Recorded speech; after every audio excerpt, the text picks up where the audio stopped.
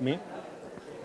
Okay, I was waiting on the geology lecture series little zipper, but that's probably just the live stream. So, ladies and gentlemen, welcome to Geology Lecture Series Rerun. It has been only 2 years, 2 months, 2 weeks, 2 days since we last hosted a live event in this hall. Not that anybody's counting.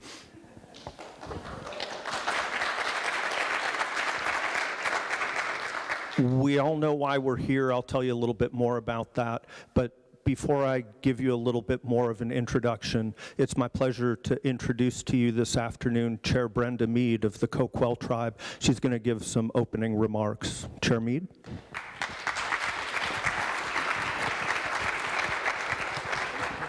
And that mic is on. That mic is on. Wow, there's some lights going on up here. I just want to first say Daisla, greetings friends, and it's so good to see everyone here today. It is good to be together, isn't it?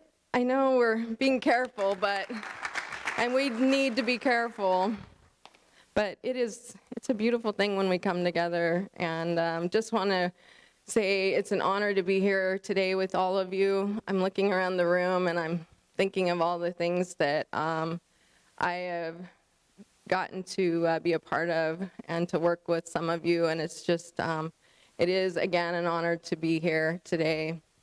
I feel pretty humbled and blessed to be able to be here today, as you all are going to be recognizing our chief, Don Ivy. He was very special to me personally, and was a friend throughout my life. I know that each of you, many of you have very in-depth relationships with Don, and that he was many things to all of us, but for me, he was a dear friend and a mentor, and supported me through many places in my life. Most good, some bad, some rough, but even throughout raising my children, trying to figure out life and priorities, and really where we were going as a tribe. And it has been incredible just to walk in that path that Don Ivy has created for all of us, because he has blazed the trail for some of us, and it was just the fact that he asked questions, and he brought people together and allowed us to think about what could be, and it was just, we should all ask that question of each other, and maybe that's what'll happen today, I hope. Unfortunately, Chief Yonker couldn't be here today to offer you invocation. He is actually in Klamath country today, supporting the Oregon's 9 tribes as they do a healing ceremony for our waters.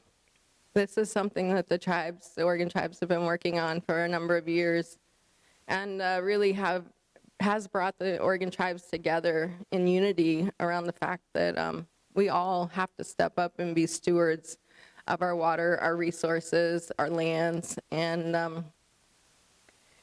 it is a time when our spiritual leaders need to be together, and I don't think he would have missed it for much else, I have to tell you. Lucinda, I just have to say to you, sister, I will love you forever, and we will always be here to support you in your ventures in your life, because there's so much more. I know this is not a memorial. I am sorry that I am even really going in this depth, but I just have to honor my chief in that way. And thank you all on behalf of the Coquille tribe for allowing us a little time to share today too. That's a fabulous picture, by the way. But I just want to wish you all today the chance to just question things, to think about how things in your life are working, and just ask yourself if this is where you're supposed to be. We all have to find balance, and those are the things that help us to be stronger and better. But I'm, I hadn't planned on offering an invocation. That's not usually what I do, but I would really like to today, if that's all right. If you would join me in standing, if you can. I would just like to offer a few words for you today to get you started. And I just appreciate again so much allowing me a little time. Grandfather Creator, thank you so much for this beautiful day. The fresh air that we are gifted, this land, this water, these resources, for the rain that fell that we needed so bad. Thank you for blessing this land and allowing us to walk on it again, still. I just hope that everyone here today will be here with an open heart and open mind, and will look to treat others in the way they want to be treated. It's so important. It is important to also take time for each other, to find balance, and to look to others for support. Thank you, Creator, for keeping us healthy. Please touch those who are struggling, touch those who are not well, and to take care of our elders. For those young people that are following behind, let's make sure that we slow down long enough to share with them these most important things. Grandfather, please allow everyone in this room today, when they travel home, to be safe and to know that they are supported, that they are gifted, and that we all have the ability to influence change. Okay? Thank you. I don't know about you all, but Chief Ivy did. He was very good at challenging me to think about things in different ways. And, he and I didn't agree on everything, but that's the times that I learned the most. So hopefully today will be one of those days that someone learned something new. And I just, again, thank you all for allowing me to be here today. Thanks, Ron.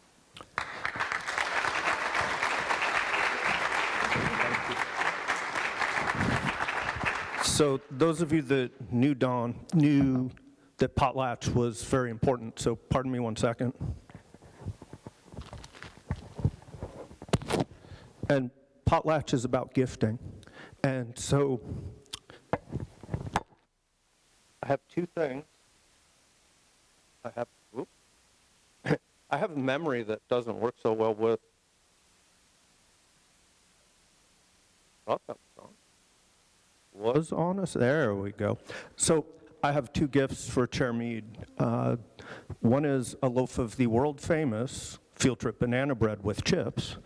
The other, my guests that are speaking today get canned salmon. Get canned tuna. I know the significance of salmon. I know the significance of salmon to Dawn.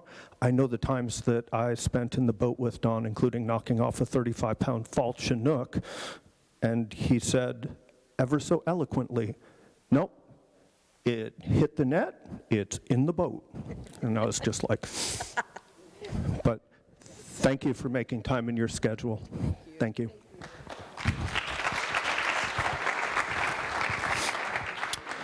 So I said that I wanted to hold my introductory remarks until after Chair Mead had an opportunity to speak. And one of the things about this particular event, I've been doing these for a while, and it's probably the most important series of talks that I've hosted in my career here. And it dates back to last spring. Don was recognized as Southwestern Oregon Community College Distinguished Alum. And due to health, due to COVID, due to so many things, we weren't able to hold a live event, but we did have a virtual event. And in that virtual event, a lot of people said things, a lot of people said some wonderful, heartfelt things. And among them were several individuals that were affiliated with the tribe in the early days, shortly after restoration and during restoration, like Bobbi Hall, folks like Bob Bailey in Elakha Alliance, that was something that was very meaningful to Don later in life as well, with returning sea otter to the South Coast. And one of the things that a couple of the folks mentioned was, geez, it would be a really good idea to have some kind of a little conference type thing down on the South Coast about sea otter. And I kind of know how to do that occasionally, and so with Don's passing and still with all of the restrictions that were going on, one of the things that came to my mind, sorry, those that know me, I'm not emotional. One of the things that came to my mind was this was the kind of event that, one, Don would cherish and be a part of in a heartbeat. Two, it was as good an opportunity to recognize his life and legacy, because we're dealing with all the quintessential components that were part of Don and part of Don's impact on the South Coast, dealing with his people, his tribe, the culture, the development of the tribe through restoration, through the culture conference that he hosted, through the interaction between all groups of people, and building consensus and concern, and building a better neighborhood. And so looking at Bill Robbins with Hard Times in Paradise, it's always been hard here, whether that's early days, which were a lot better, whether that's EuroAmerican settlement and intrusion into the neighborhood, whatever it was, there's always been difficulties in the neighborhood. And also intense beauty and wonderment. And so the combination of all of these things, I think, is all about Don. Chair Mead mentioned Lucinda. A number of years ago, Lucinda kept poking at me to have a tip jar. And you will recall I said, no, these are free.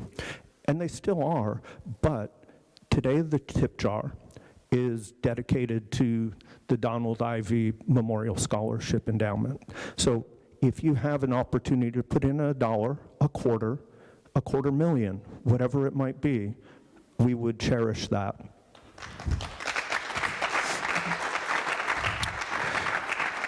You know, one of the words that I think of with Don is resilience. And so Don was incredibly resilient. Coos is an area that is incredibly resilient. I have several copies signed by Dr. Lucy Jones, one of the preeminent seismologists in the country. Anybody that would like to donate $250 or more to the Donald Ivy Memorial Endowment, you get yourself a free copy of the book. If you don't like earthquakes, I will run to my office and get you a copy of David Montgomery's Rocks Don't Lie, or Growing a Revolution About Soil, because Don was an avid gardener, and that makes sense as well. Those might cost you a little more in a donation, but hey, King of Fish will negotiate.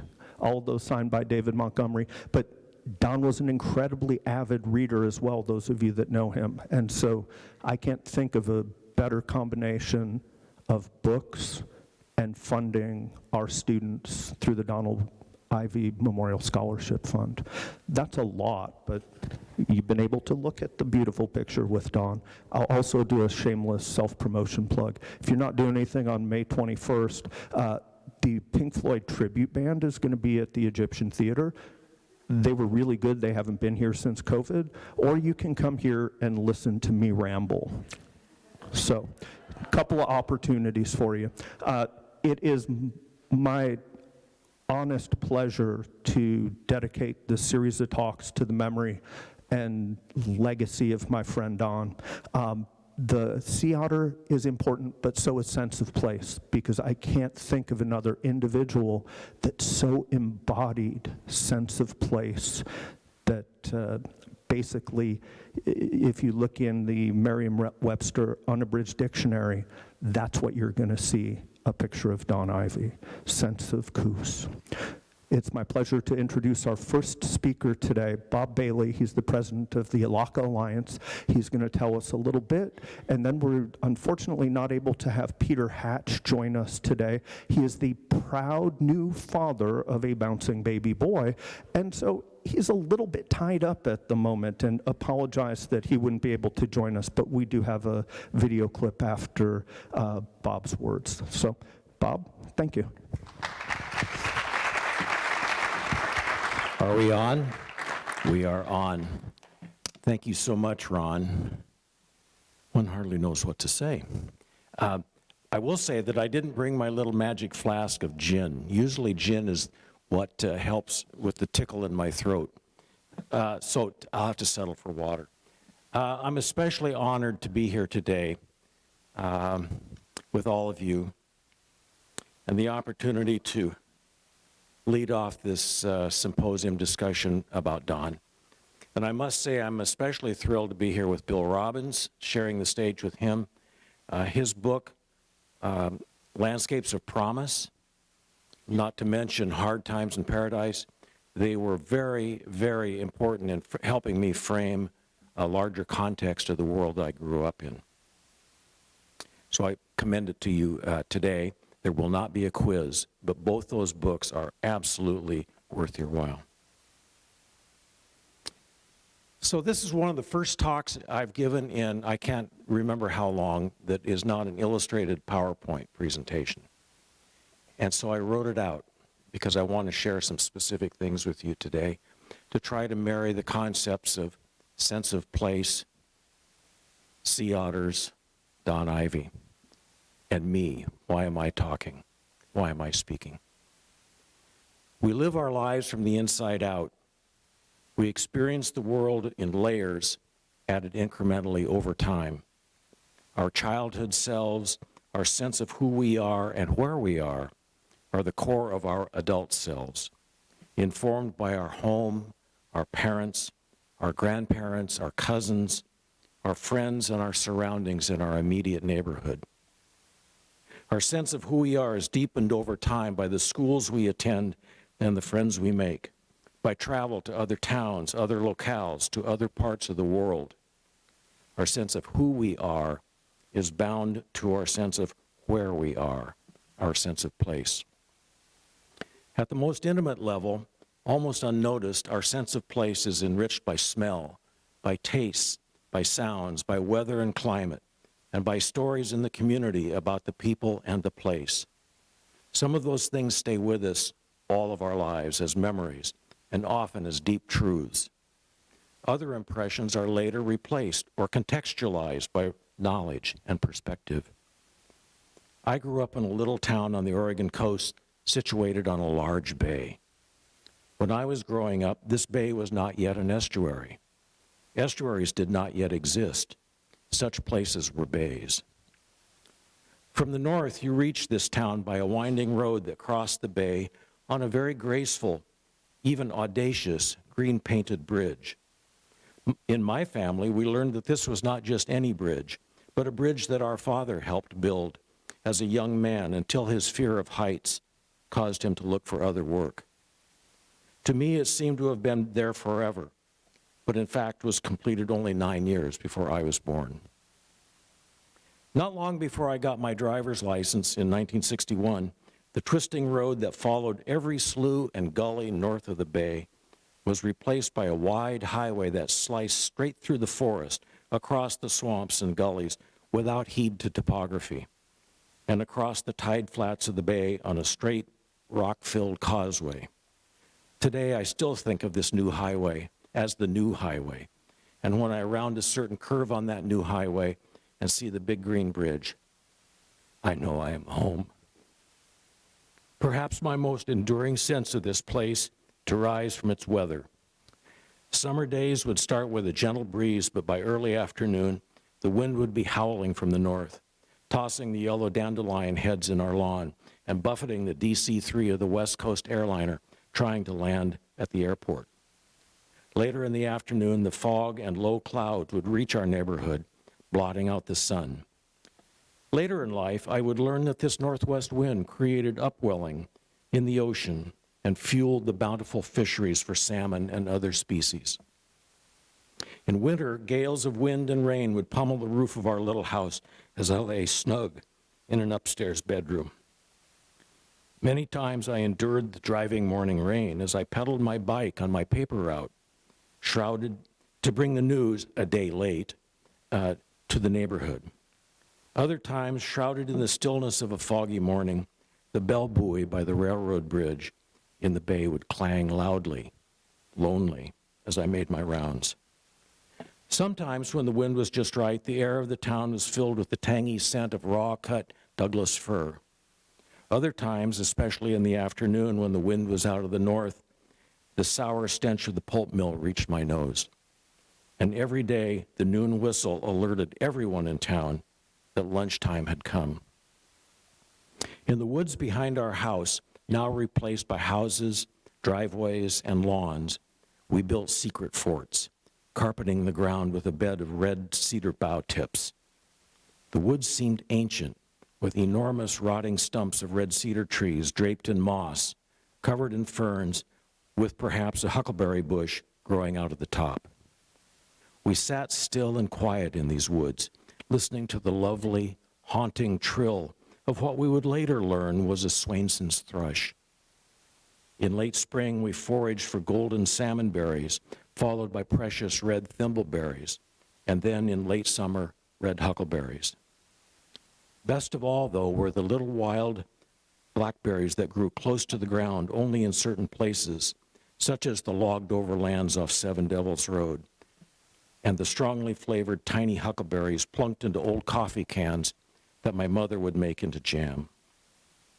In idle times, the tide gate across Pony Slough by the high school was a destination. We threw our lines in the water, waiting in the wind for whatever would bite.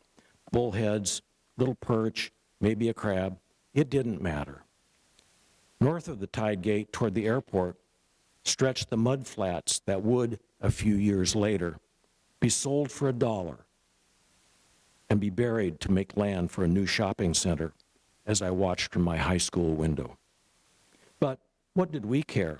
It was only mud, and it stank in the summer when the algae bloomed bright green.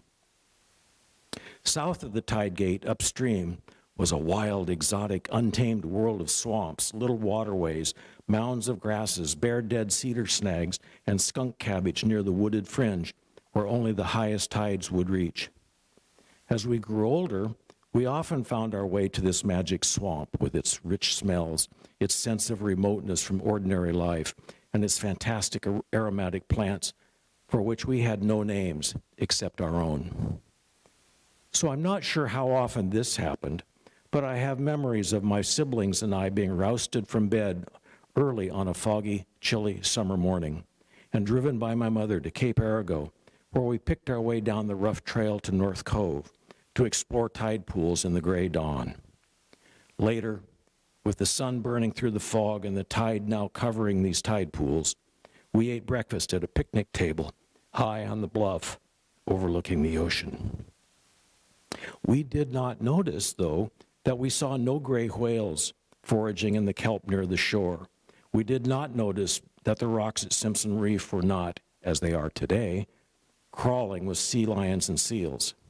We saw no sea otters, whose absence was never remarked upon because no one knew that they had been here and were now missing. Only decades later would whales and sea lions appear in abundance, and even elephant seals would make an appearance, all as a result of the Federal Marine Mammal Protection Act. Because of the way they lived, though, sea otters remain missing here. When she was a child, my mother's family moved to a small logging town on the South Fork of the Coquille River. When they first moved to the area, my grandmother was, for a time, the postmistress in the community of Gaylord before they moved upstream to the town of Powers. My grandfather left every morning very early for work, riding in a little speeder up the railroad track south into the mountains to a place called Eden Ridge, where loggers were hard at work sending the forest by railroad to Coos Bay and out to sea. In the evening he returned, often with a rock or a fossil, a strange plant dug up and toted in his lunchbox, or an interesting stick that had caught his eye. On weekends he stood in his waders in the South Fork or up Salmon Creek in hopes of landing a salmon, or in late winter, the wily steelhead. Canned salmon and smoked salmon were staples at my grandparents' house. Upon occasion, he would drive through the early morning darkness to Charleston to go deep sea fishing on a charter boat, returning with an enormous salmon, a halibut, a giant lingcod. I would not go with him because I was a bit frightened by the thought of being out on the ocean in a small boat. I had seen the Coast Guard boats training in the seas off Coos Head. Neither did I join the Navy. We visited my grandparents in Powers often, especially on Sundays after church. We would leave our cool, windy coastal environment and drive an hour south into the drier, warmer mountainous country where the scent of myrtle, ceanothus, and wild mint were rich on the wind. Aunts and uncles and cousins lived nearby, so these visits often became complex family events, and the stories that were shared cemented these bonds, stories of work, of deer hunting, of fishing, of family adventures, news of even more distant relatives. Often I would pluck a myrtle leaf from a tree by the creek and place it in the pocket of my sport coat so that I could surreptitiously sniff it while in church to remind me of the smell of Powers until the next time I returned. A few years ago, I wrote a song entitled Myrtle-Covered Hills.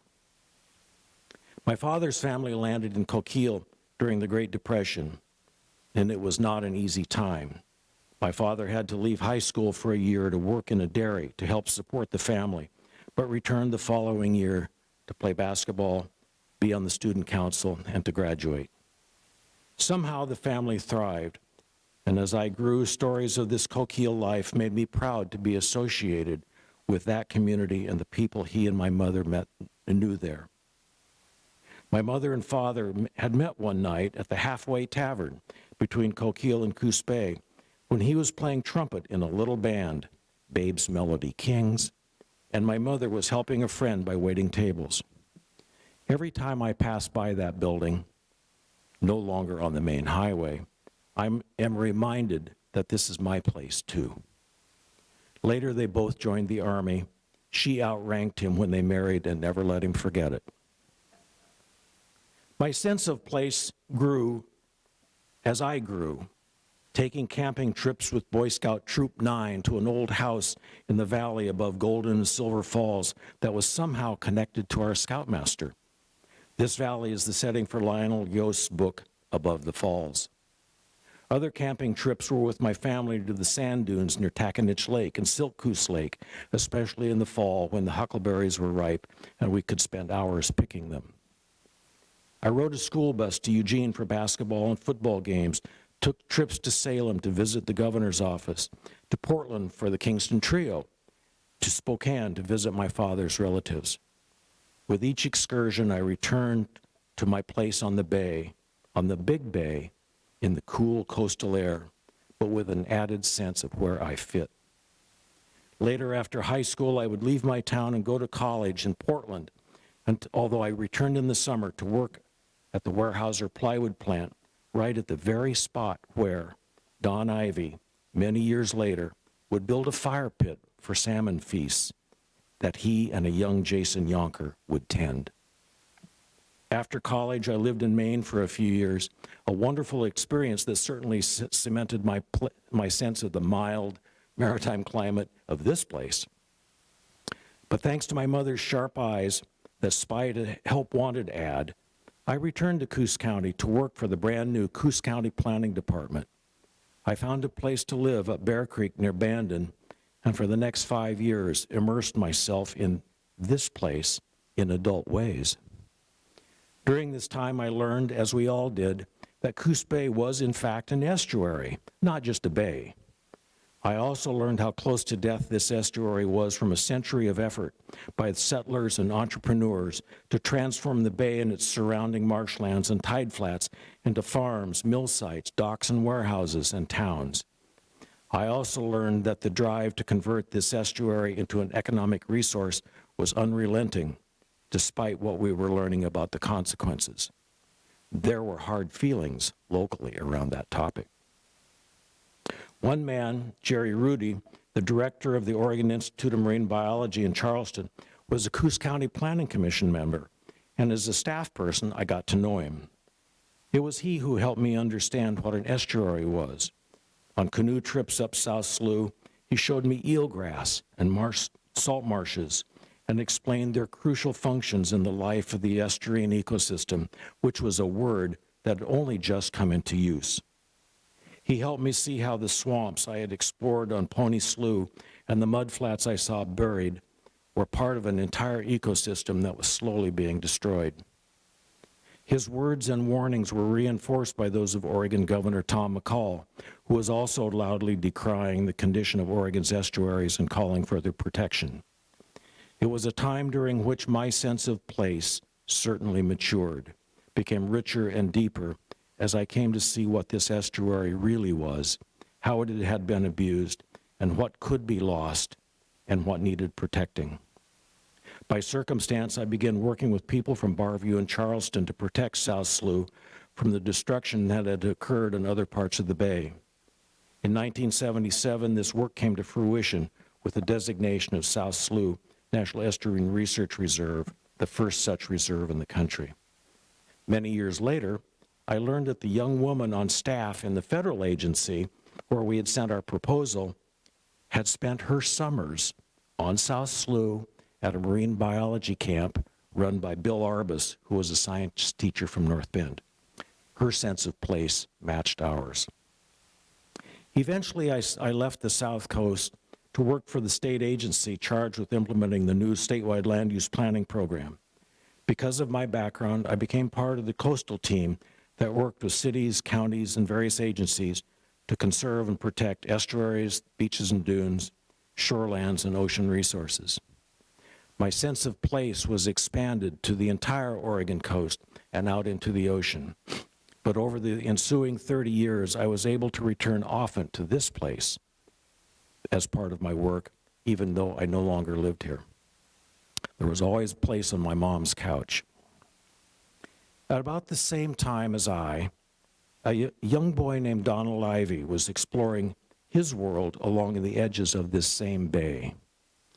He and his friend Doc and other kids would also bundle up against the summer wind screaming down the bay, kicking up whitecaps out on the water in the late afternoon. He and his pals poked in the mudflats at low tide for clams and crabs and other creatures. They found their way to the lakes at the north edge of town, pushing their way through the brush to fish, to find interesting things at the water's edge, to watch the ducks and the other waterfowls zooming in for a landing, or simply doing nothing. Like me, they did not know that someday a community college would be built on the shores of these lakes where we are convened today. Don also caught scent of the pulp mill to the north, but from where he lived, he also caught scent of a pulp mill to the south, one that for many years dumped its pulp liquor untreated onto the clam flats, rendering the clams unfit to eat. Don, like me, heard the thunder of the breakers across North Spit as the storm approached and rejoiced in its power, even as he sought shelter. His mother and his family instilled in him a sense of who he was and a sense of belonging to this place. Like me, Don left this place to go to the wider world before one day returning. Don's explorations and experiences here were informed by a family whose roots in this place extend back In all of this, his world and my world were alike, but there was one fundamental difference. Don's explorations and experience were informed by a family whose roots in this place extend back beyond memory. His family had gathered huckleberries, roots, and other foods, and had lived with the rhythm of the tides and the bounty of the ocean in this place for thousands of years. His family had for generations lived side by side with sea otters and all that they provided. By contrast, my family had arrived here only a few decades before I was born. And unlike Don's family, no one in my family ever saw a wild sea otter on the Oregon coast. Still, Don and I shared a sense of this place, and we enjoyed swapping stories about our lives here. We each enjoyed the fact that we shared this world. Likewise, I am certain that David Hatch, a friend of Don's and eventually mine, also had this same sense of place derived from the deep attachment of a family that had also been here for countless generations. On his own path, Dave came to understand that sea otters had once been here, had once been significant to coastal Indian people, and had been crucial to the bounty that sustained them for thousands of years. And out of that deep sense of place and the gaping hole he saw in the fabric of tribal life, Dave and Don began conversations about the loss of otters, their absence, and what it might mean to return them. Dave landed on the word Elakha, the Chinook jargon word for sea otters, and began to call his effort with those who joined in this vision the Elakha Alliance.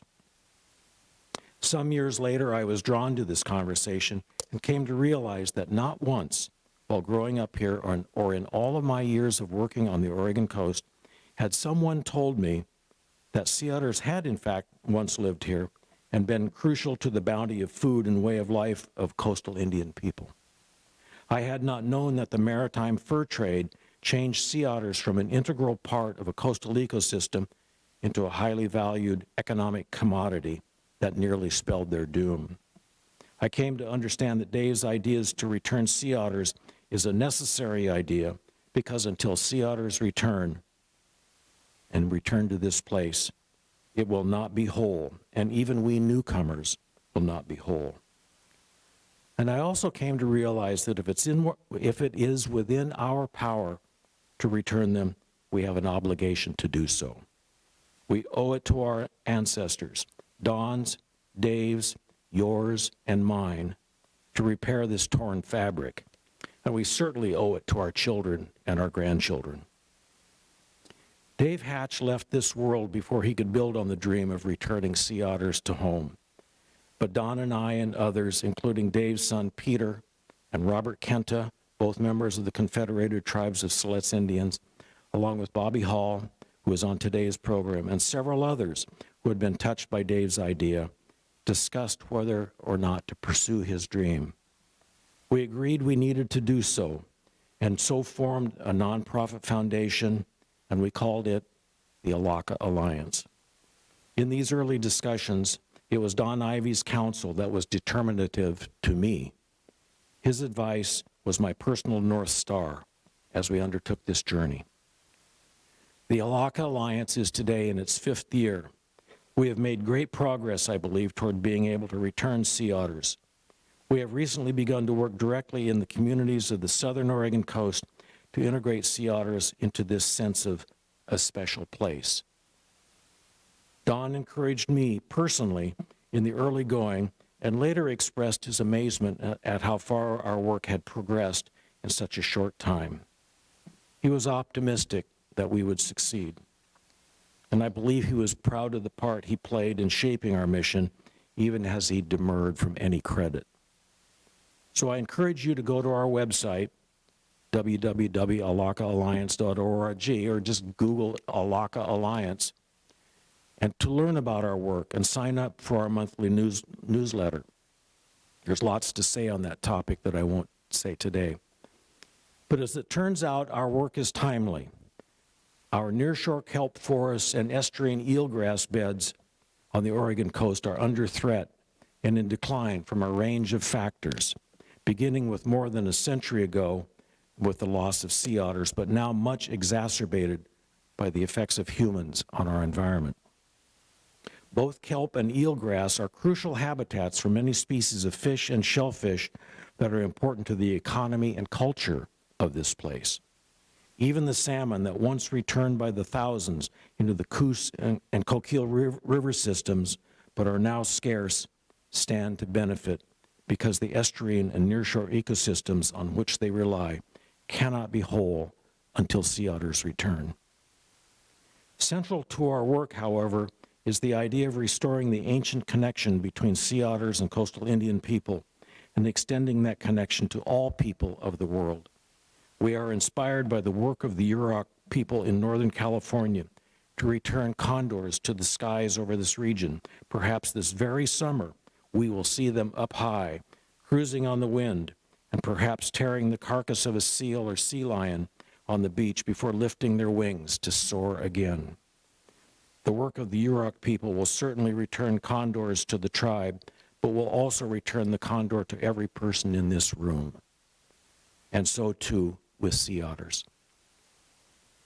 So thank you for the opportunity to share my sense of place and my sense of the Elakha Alliance with you.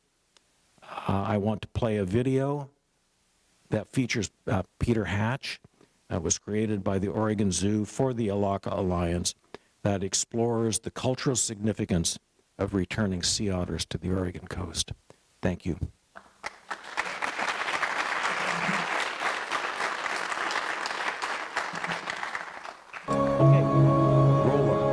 This coast is such a place of raw and tremendous power where the world's biggest ocean comes up against the land, but it's also a nurturing place, the place that has sustained my ancestors and sustains all of us to this day. We rely on the bounty that the upwelling of the Pacific brings to our ecosystem. It's easy to come to this beautiful place and get the sense that because it's beautiful, everything is as it should be. But unfortunately, we inherit an ecosystem that is out of balance, and in large part, that's because of the absence of one particular animal, the sea otter. Since time before human memory, the people of this coast, my ancestors, shared our waters with sea otters. My name is Peter Hatch, and I'm a Siletz tribal member of Hannes Coos and Sayusla descent. Stories from our ancestors talk about a time when the boundaries between what we now think of as the human world and the animal world were a lot more fluid than they are today.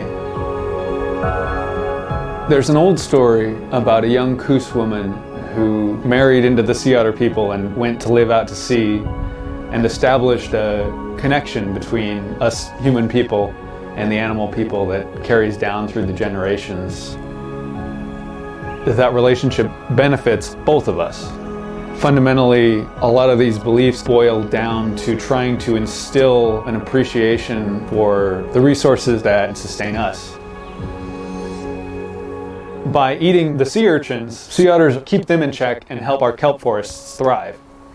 Modern ecology has been catching up to those ancestral understandings, those interconnections that people who've lived in this place have always known are there. In the different languages and dialects up and down the Oregon coast, there are at least 6 different words for sea otter. Near what we now call Depot Bay is a place that has been known to local Tillamook folks as Asihigil Shantish, which means Otter Rock, and today is known in English as Otter Rock Marine Reserve. Down south is a rocky point that Dani people have always known as Hashtushse, which again just means Sea Otter Rock. Today it's still known in English as Otter Point.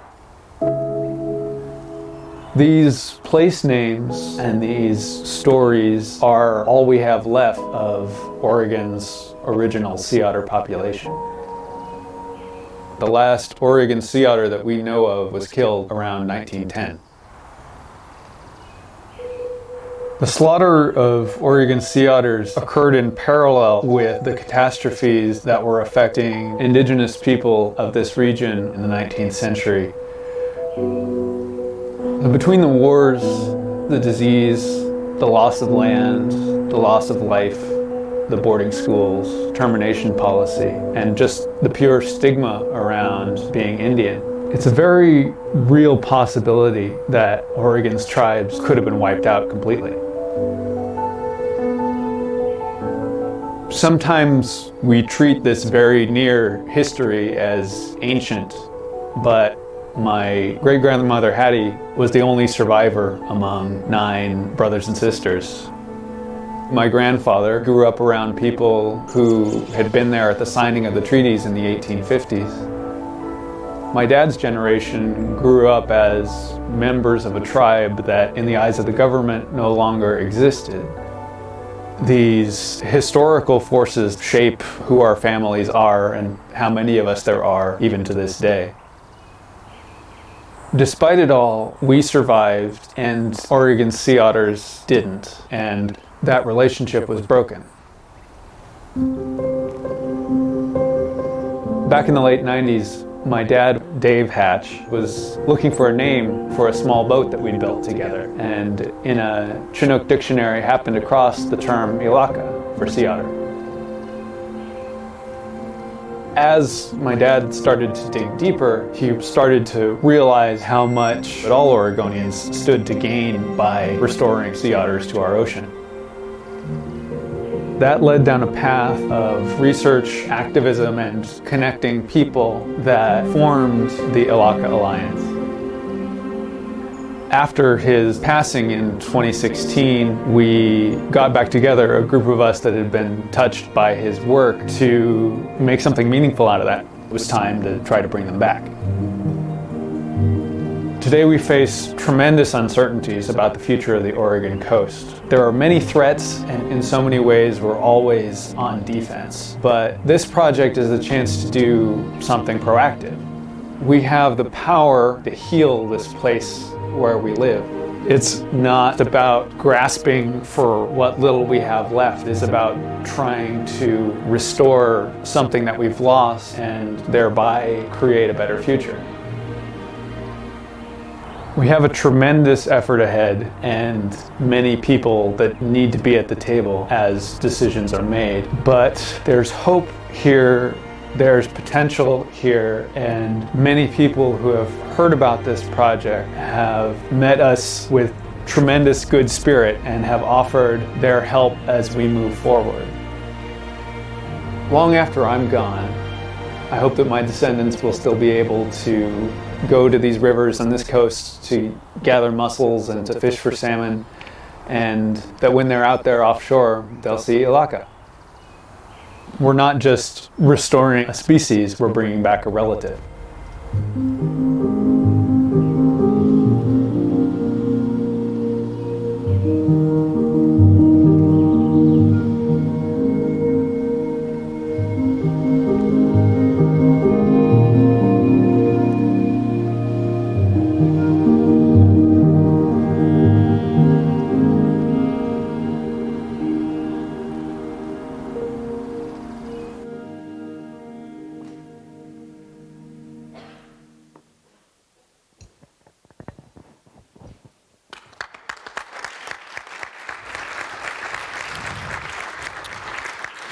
So the speakers and I had a confab at about 12:52 this afternoon, and you will see 4 chairs there. We were talking panel discussion, but then we figured it would be just as appropriate to grab a couple questions right now.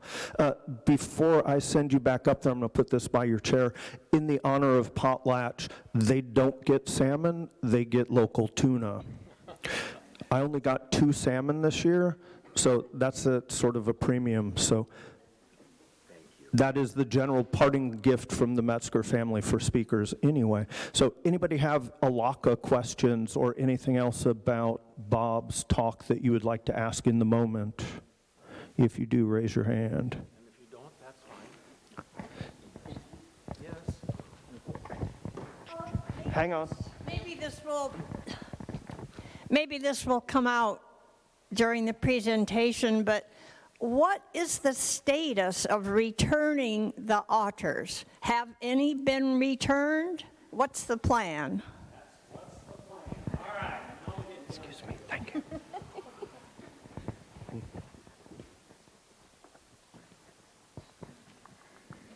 Okay, so the question is, what's the plan?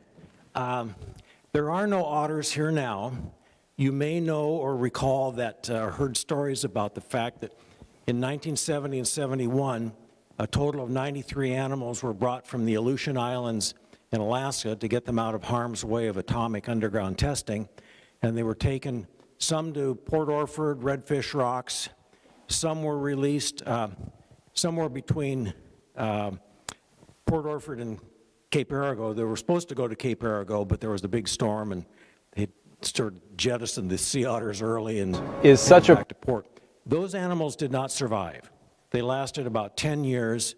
The population, we think the reason is that the population that was introduced was so low that they did not survive the inevitable decrease that occurs before a population rebounds and takes off. The Elakha Alliance is trying to learn from that. We recently completed a world-class feasibility study, a scientific feasibility study to provide background on many, many different factors about what, the question is this a feasible idea? The bottom line is yes, it's feasible if we do our homework and take care to address a number of issues. The other part of our work is to build public support, and that's where we are now. I want to introduce Frank Burris. Where's Frank? Frank is way up in the back up here. Frank has just come on board with us after a career working for Oregon State University as an Extension Sea Grant agent in Curry County. Frank has just come on to be our point person for working in the community in Coos and Curry counties, because this is the area where it's most likely that the best sea otter habitat is for returning them. We're in coordination and collaboration with U.S. Fish and Wildlife Service and Oregon Department of Fish and Wildlife, literally on an everyday basis. They obviously are letting us take the lead on working with the public and really kind of spearheading this, but eventually it will be up to them to approve bringing these animals back. I was having a conversation earlier today about what's the realistic time frame. It could be as soon as 5 years. It could take longer. It's going to depend. We saw when other proposed uses, new uses of the ocean, or even conservation measures, such as marine reserves, have been met with a lot of controversy, and we want to make sure that we do our homework and build this from the community up and not from the top down, and that's going to take a while. So even though some of us would like to go up to Alaska tomorrow and load up a big white van full of sea otters and bring them down and let them go, that's not going to happen. So our hope is within 2 or 3 years we will make a decision with U.S. Fish and ODF&W about bringing them back and where those will be and under what conditions. And then it will be a question of mounting the expedition and doing all the veterinary work and all of that stuff to bring them back and all the monitoring. So we're building as they say, there's a technical term for it, but we're building a big-ass program to make this happen. Any other questions? And this is important because we're live streaming, so they won't be able to hear us out in the netherworlds of the ethers. And that goes for all. And if you have questions, raise your hand ahead of time so I can stage myself as Phil Donahue. Is there enough eelgrass and kelp in the designated areas that you'd like to restore, Elakha? There's two parts to that. One is that they don't specifically require eelgrass. They will benefit eelgrass in the estuaries by the foods that they eat and the way that they forage for those foods. As for kelp, we believe that there will be some areas on the coast that have not yet been hard hit by the urchin explosion. So that's part of our job over the next couple of years, is to really zero in on potential recovery places and translocation sites. But there do appear to be enough kelp beds, kelp forests, as a starting point to bring them back. So yeah, we're pretty confident that that'll happen.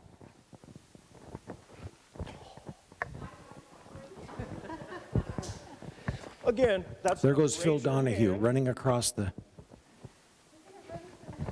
there you go. Will large ships bother the Elakha? Because, you know, they're planning to have container ships eventually come large into ships? Coos Bay. Yeah. Likely not. They're going to be on the open coast. Think about Cape Blanco. Think about, you know, Mac Reef, maybe even out here at Simpson Reef. They're very nearshore animals and are not likely to be in the channel where the ships are. Although they certainly could. I mean, it's known that sea otters were here in the bay at one time. But we don't see that as a big problem. Maybe in San Francisco Bay, where there's proposals to bring them back. And here's another question over here. So while the ships might not bother the otter, wouldn't the deepening and the widening of the bay affect the estuary? Yes, very much so. It would really reset the baseline conditions of the estuary that would totally affect where sea otters may or may not want to live. Yeah.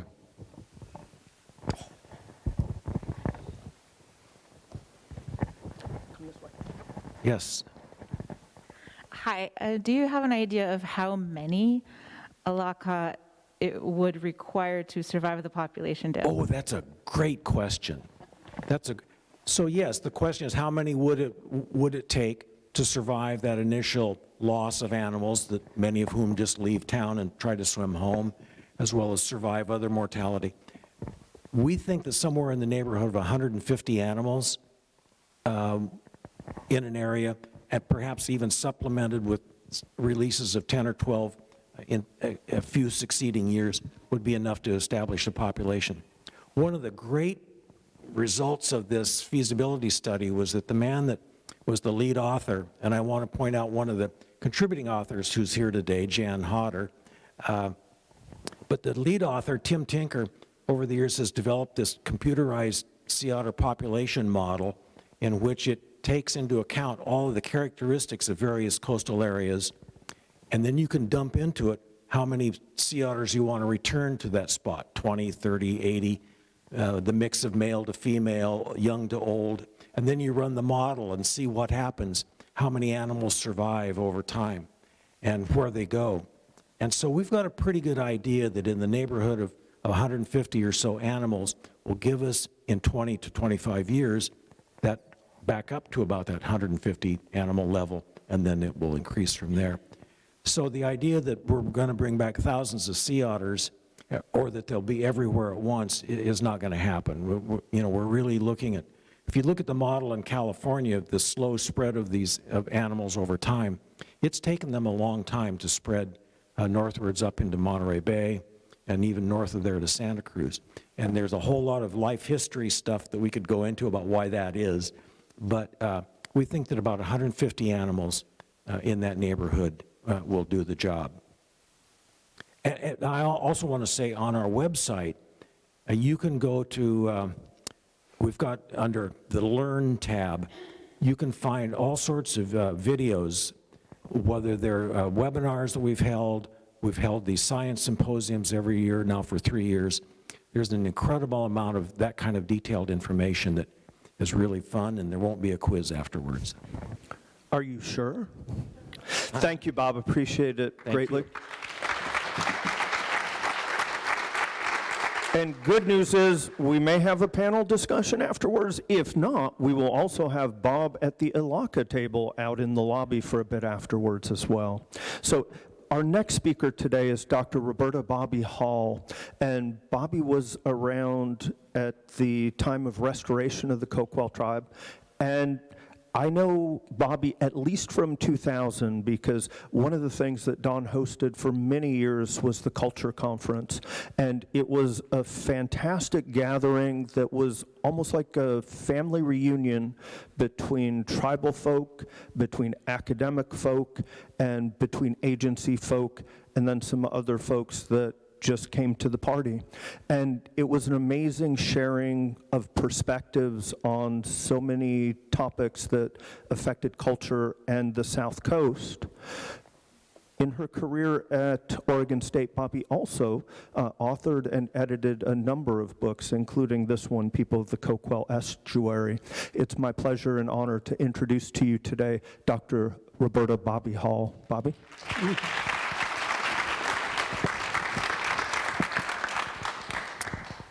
Thank you very much. It's an honor to be here. I'm just going to talk about the past quite a lot, and could I have slides? We're going to do a slideshow, an old-fashioned PowerPoint slideshow, I'm afraid. So this is the reflections of working with the Coquille Indian to start with, and the Tribal Alliance, and the Elakha Alliance. Just a picture that's, you know, Don Ivy on the left, and this is Dave Hatch on the right. And who's in that upper picture? Lots of Elakha bones. I was able to make pictures of them once I went to Anchorage and visited their lab one day. And you can see in the, see if I can get this to go. Oop, yeah, there it is. You can see it kind of. Anyway, the skull on the right, you can see, is a youngster. How can you see it? Because of the break between the backbone and the sphenoid bone. And in humans, that closes about 17 to 21. It closes after 1 year of age in the Elakha. And so that animal was not mature. It's kind of an interesting indicator because that specimen was found in Port Orford. It was found 1 day after the sea otters were released, which told me that it probably didn't have its mama, probably needed its mama, and it probably didn't have it. So it's just kind of a sad picture. But anyway, I'm a bone person, mainly. I'm a biological anthropologist, but I've also done general anthropology. I came out to Oregon in, I guess it was 1966, and I studied at University of Oregon, got a doctorate, worked with the Russian Old Believer population, humans, living humans, and they were just moving into Marion County at that time. And I worked with them, and I studied their blood, and I looked at 3 different populations of them and how they were, it turns out, very similar biologically. Anyway, from there, I went to University of Victoria in 1970, and I spent 4 years there, and that's where I learned about the coast, and I came to love working on the coast, and I worked with people at the then called the Provincial Museum. It's now called the Royal British Columbia Museum, but then it was the Provincial Museum, and it had wonderful exhibits, and it had a lot of skeletal material, human skeletal material, and it was a wonderful place to kind of get my feet wet, so to speak, no pun intended, but but we did that too. Yeah, anyway, that's my history. Then I came to back to Oregon, to Corvallis, and I began working at OSU, and I took my interest, one thing, of course, was in healthcare, because Canada had it, free public healthcare, great thing. But I also took my interest in working with Native people and working on the coast. And so it was in 1976 that I was invited by Jerry Running Fox of the Coquille Indian tribe to come to Bullard's Park and to work to help him excavate a site that was eroding by natural means. It was 1976, and of course, Bandon was building up on the south, and so it pushed into the bank, the river bank near Bullard's Park, and skeletons were being eroded. So I went, and that's Jerry Running Fox. This was the first excavation I think he ever worked at. But afterwards, after 1976, he began to be a tribal representative for many tribes who were at that time wanting to have a tribal person present whenever archaeology was done. And he was a great favorite. He loved doing it, and he was a wonderful joker. So he pulled in many people many times, and anyway, that's Jerry. So this is a picture at the river site, and that is a picture made by Brian Harrison. Now, I said I wasn't an archaeologist particularly. I always worked with archaeologists Dave Bronner, Dick Ross from Oregon State, and graduate students. And Terry Zontek and Brian Harrison were two graduate students who went with me that weekend. And they planned out the excavation part of it, and I took care of the human bones, because that's what I was. I was a bone person. So that is Jane right there. I can't get it to make it. But anyway, on the left it's Jane, and then it's myself in the red hat, and my daughter Nancy, who's right here with me. She was 13 years old at the time. And she remembers it very fondly.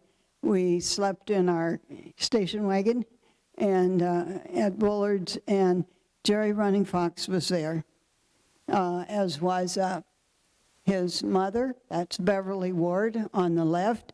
Beverly had lived in the area with her husband, Gene Meekum, who was of Coquille and Klamath ancestry. And so that's his mother, Beverly, and his wife, Jean Running Fox.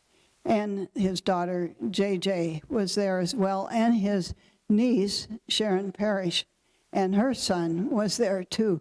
So we met the whole family, and it was a very, very successful trip, because we recovered the skeleton, and they were happy that we did that, and we were happy to have done it as well. So after that, we made lasting friendships, and we determined to work with the Coquille Indian tribe, which was at that time, it was not an official federal tribe. In the 1950s, the federal government decided to terminate a lot of Oregon tribes and other tribes, but it was Oregon, which was a particularly hard hit. By terminating them, that means the particular special relationship between the federal government and the tribal people was terminated. And so they were often paid a lump sum of money, and then they were free, but they had no tribal identity. Whereas before, according to the stories that the people have told me, there were free medical clinics for anybody who was Indian, and a person would show up and they looked Indian and they were accepted as Indian, and they got their medical treatment, such as it was in those days. So there was an, quote, Indian community in Coos Bay. Many of them worked in the woods. They were part of the community, an important part of the community. But after that termination, they felt they lost something, and they had lost something. And many of the tribal people tried to regain it. the Silettes were the first, and they succeeded. It was about 1980 or 81, I think, when they did succeed. And people said at that time, oh, the Coquille will never do it. They'll never do it. They'll never make it. But by golly, by 1989, they were tribal people again.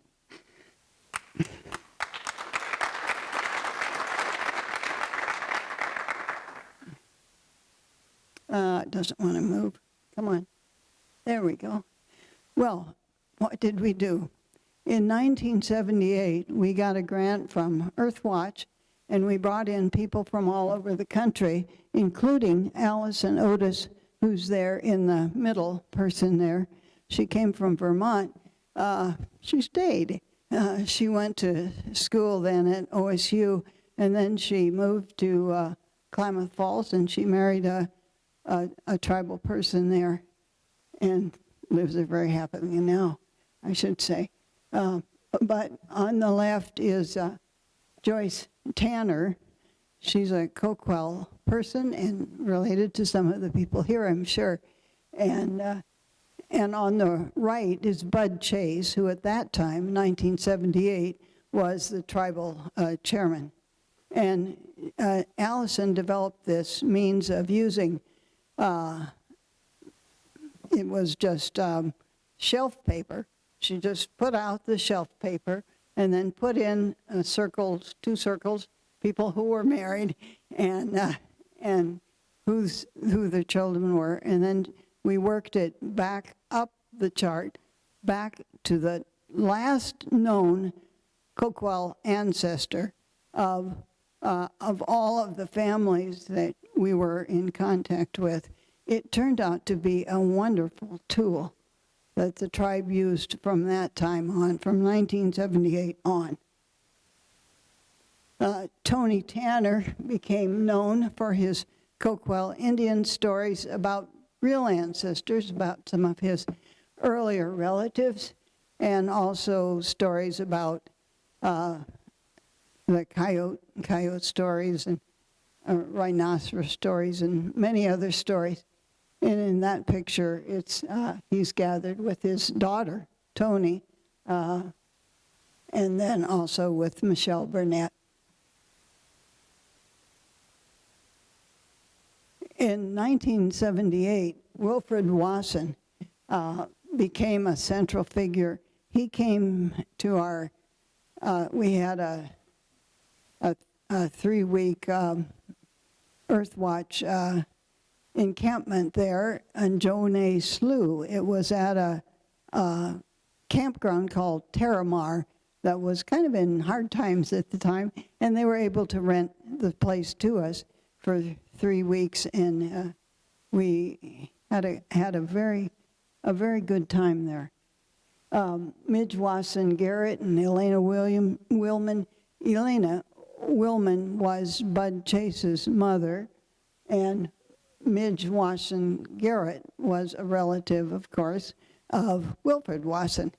And Midge was practically blind, but Elena drove the car, and they went around and did an awful lot of talking to people about the Coquille Indian tribe and the need for it to be restored. So 1988 was a big year. Well, a lot happened between 1978 and 1988, actually.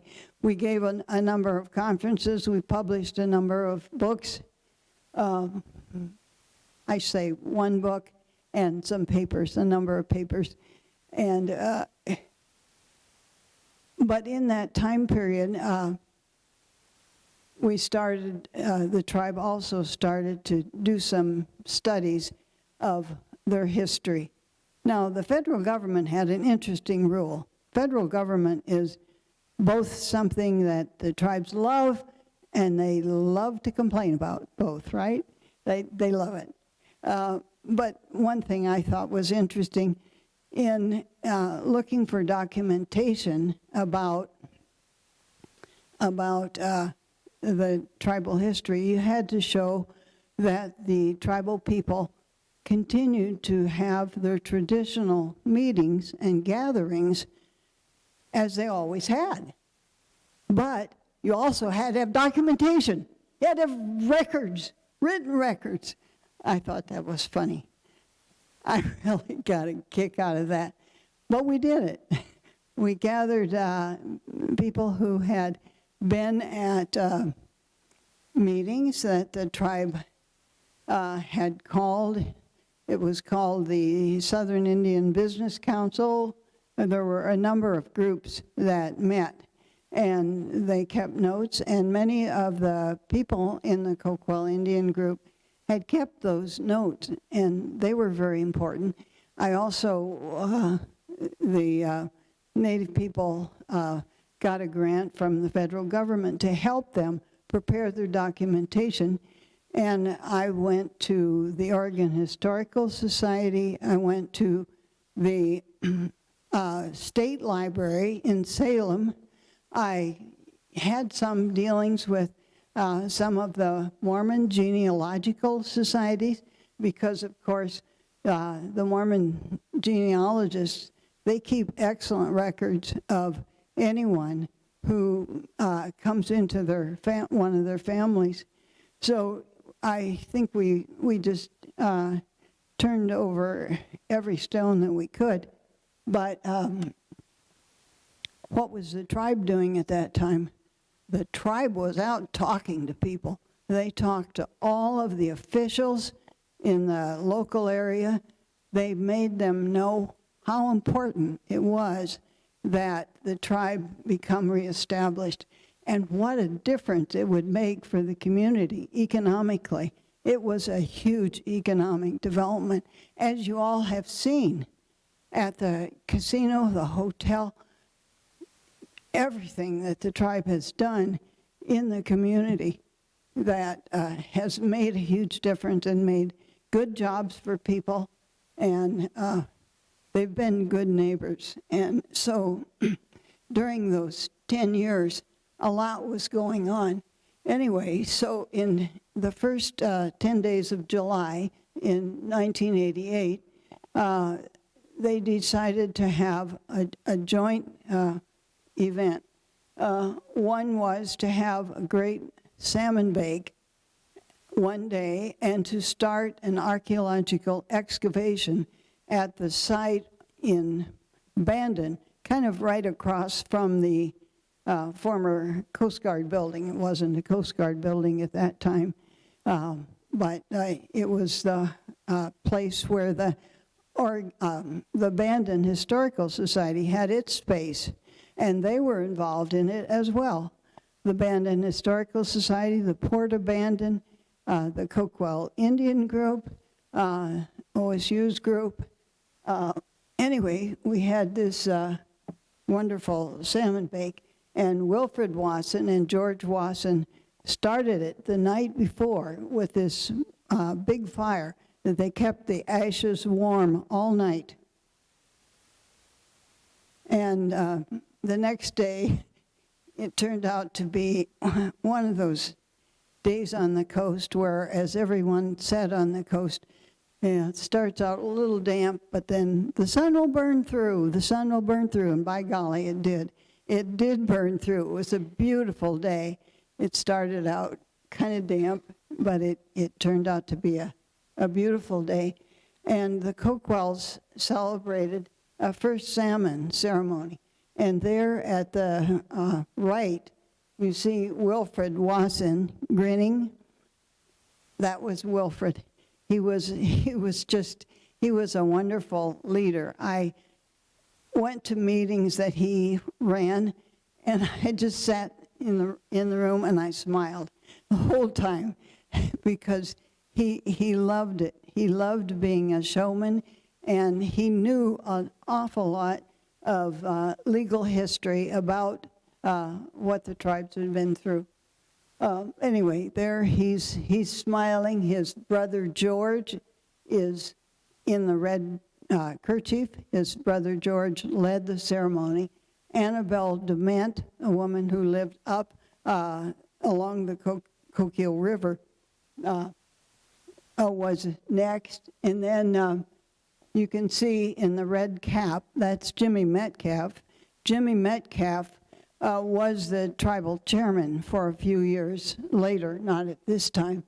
And then next to him is Sharon Parrish. And she has hooking arms with Tony Tanner, who is kind of looking over at possibly a grandchild, I'm not sure. And then next to her is Sidney Richards, who is a relative of Elena Willman and Bud Chase. She was Bud Chase's niece, I believe. And back behind in the red shirt is Reg Pullen. I saw Reg here, and I told him he was going to be in one of my pictures, and there he is. And Reg was an archaeology student, but he grew up on the Bandon area, and he knew about raising, what did you raise? Cranberries. He was a cranberry farmer.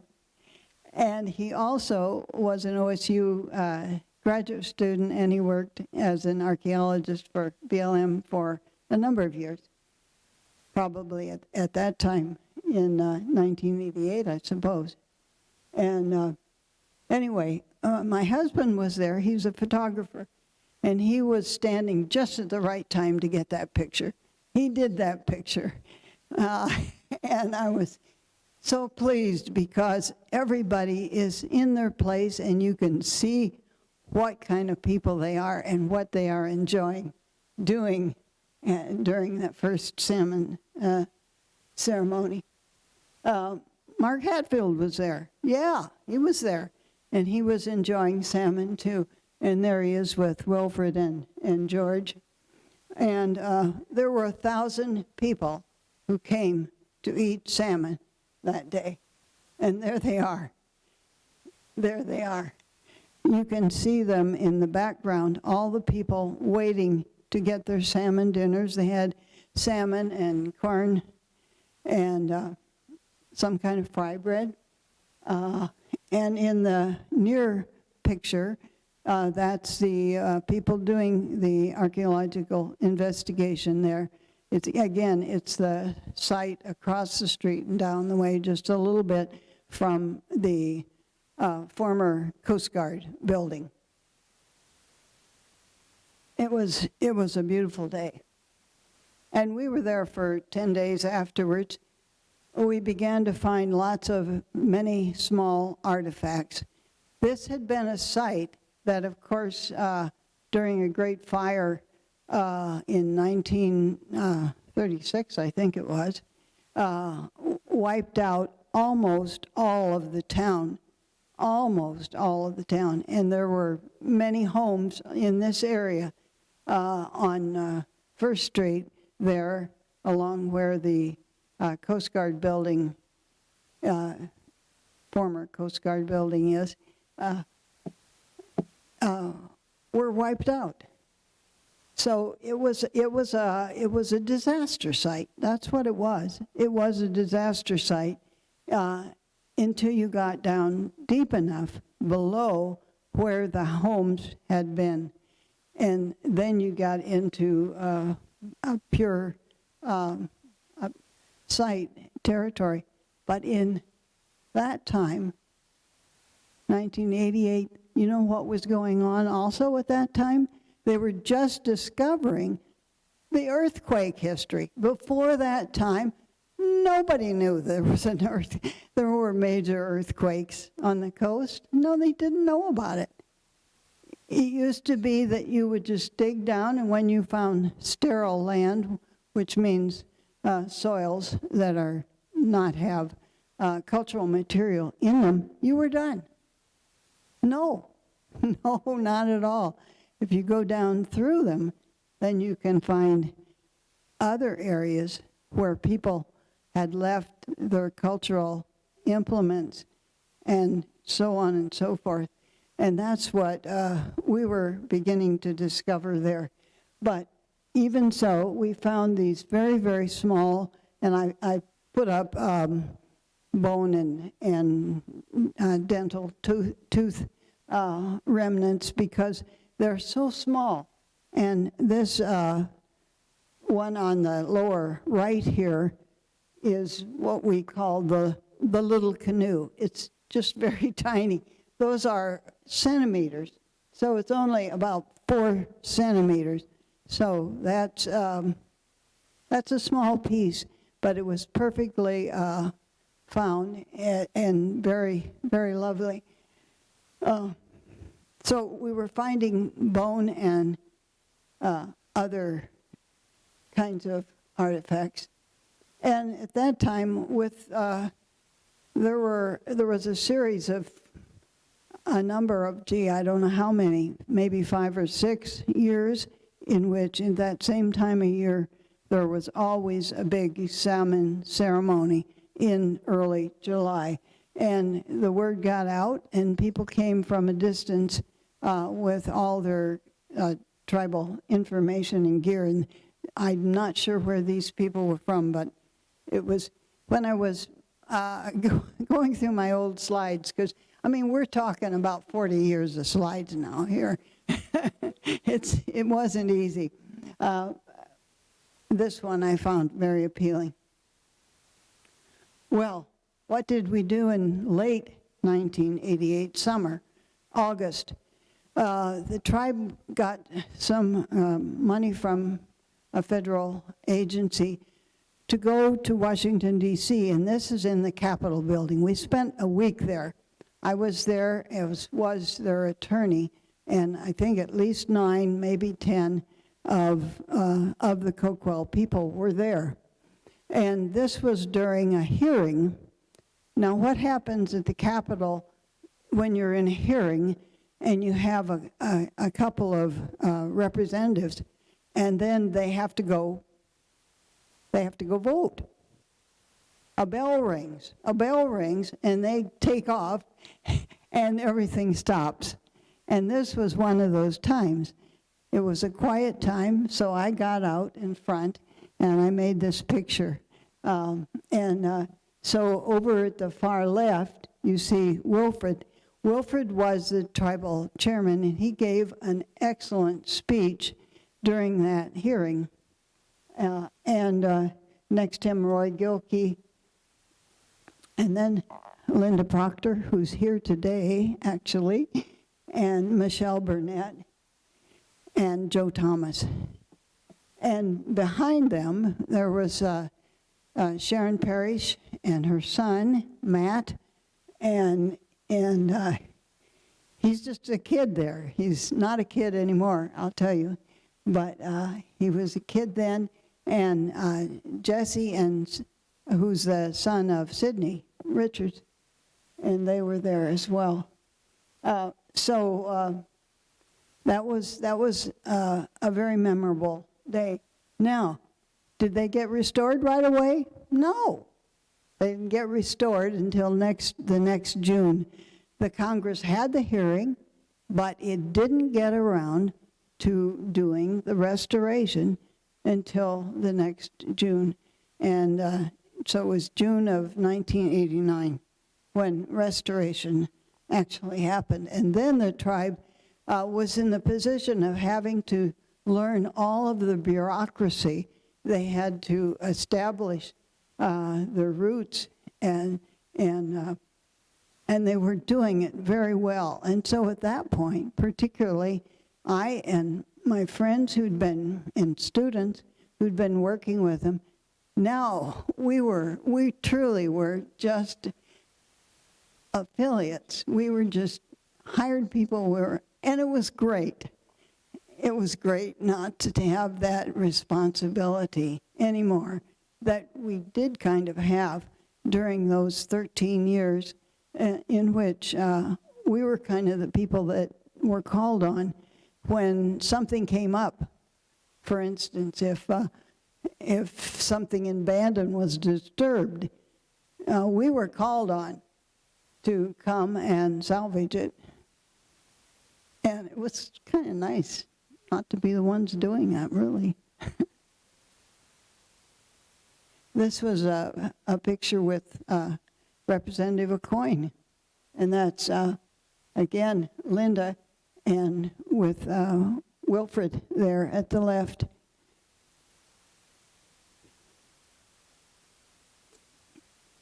Now, I met Dave Hatch in 1979 at OSU. I was working with his brother Keith on a project, and I met him through Keith, and I think Dave was teaching civil engineering at the time. I met Dave Hatch, but later came to find out about his concern and his love of the sea otter. And, you know, he has Aleut roots as well as Alsea roots. And so that's his heritage.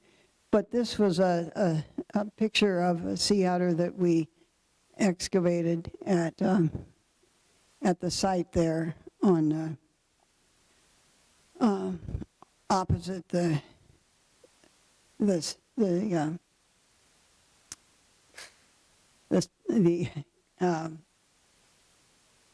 Coast Guard, the former Coast Guard building. Yeah, it wasn't a Coast Guard building actually for very long, you know. It sure looks like one, but it wasn't one.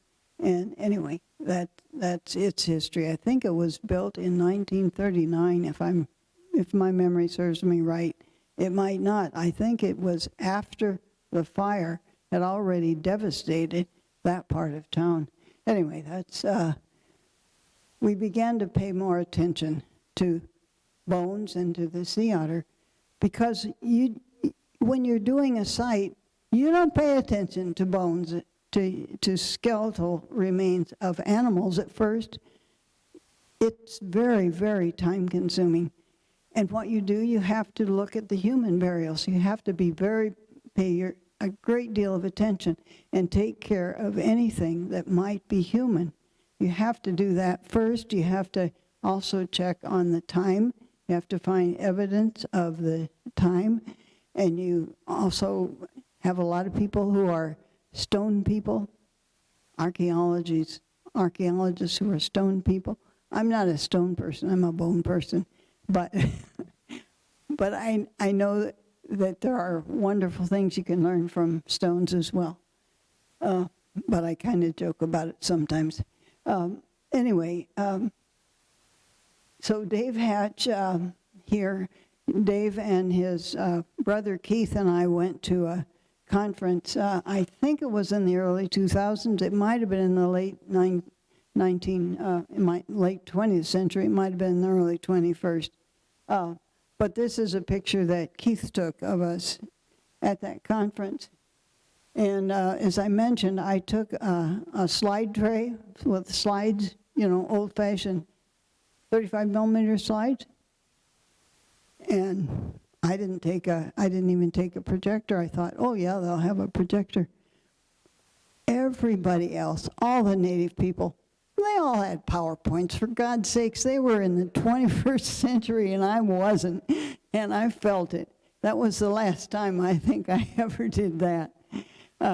No, they were very sophisticated, and I learned a lot from them in the things that they were doing.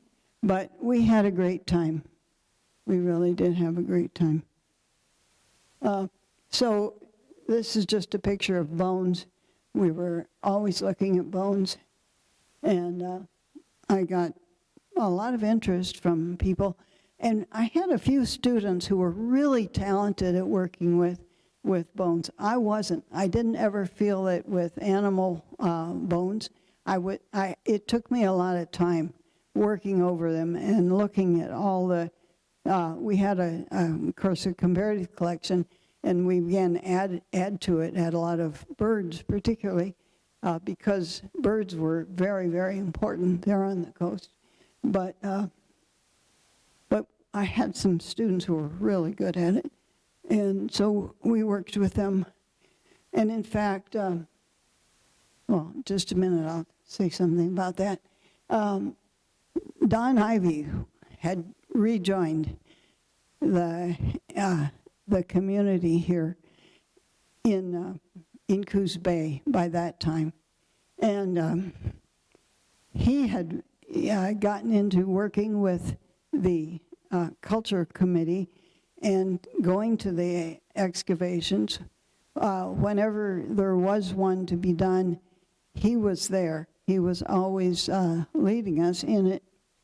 And one of the things he did, he started having a cultural conference in May at the Casino Hotel. And he invited everybody. It didn't matter who you were, whether you were a native person, whether you were a student at OSU or at Southern Oregon, or someone at U of O, or anyone. Anyone who was interested, he wanted them to come. And it was it was a very well-attended conference. And he developed this series of publications of the papers that were given. Some were 1 year long, some were 2 or 3 years long. And as I say, in the final edition of Changing Landscapes, Dave Hatch wrote about the Elakha. And so that's kind of a bridge showing the Don Ivy and Dave Hatch and all of us were there working together. And I remember going with Dave Hatch to the, where did we go? We went to the Oregon Marine Biology Institute, and Dave would walk into a room and he would tell people about the Elakha, and he would just make people smile. He was just one of those people who could communicate so well and so strongly what he thought about the Elakha, and he just won people over.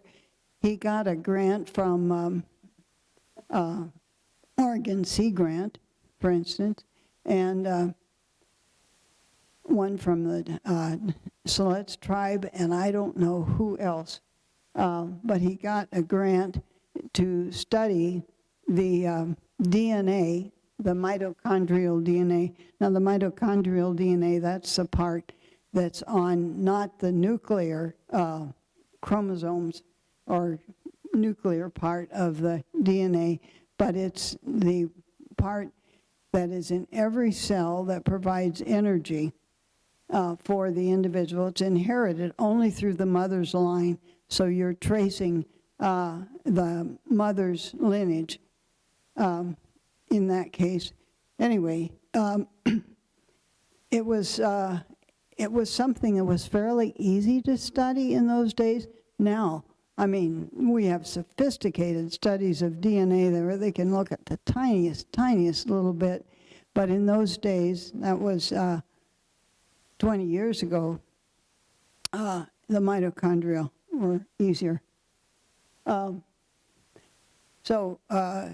Anyway, I was the person who was asked to get bones from 3 different sites in Oregon of ancient DNA from ancient sea otters that were actually living here, you know, and compare them to other sea otters. There's a type of mitochondrial DNA that is most associated with the northern sea otters.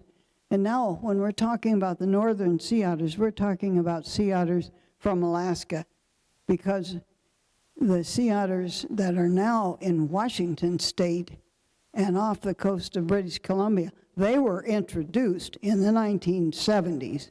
That's where they came from. They came from the north. They are not native to Washington State and to British Columbia. So it's the far north, as you might say, and also the California sea otters. Anyway, we did that. And I'll get to that in just a minute. This is just a picture of our site in 1990 of 8 different 2 by 2 meter size pits. Dick Ross thought of this design. As I say, I relied on my archaeologist friends to help in that way. He designed this site, and it's a plot so that people can be working in any one of those units without bothering any of the others. That's really pretty hard. You know, when you have 8 sites, 8 2x2s close together, and each of those units was quite different from each other. It was a 4-week project. Now, one of the things that happened in 1990, we found 2 large, about that big, about 2 feet across, unfired clay vessels deep in the soil.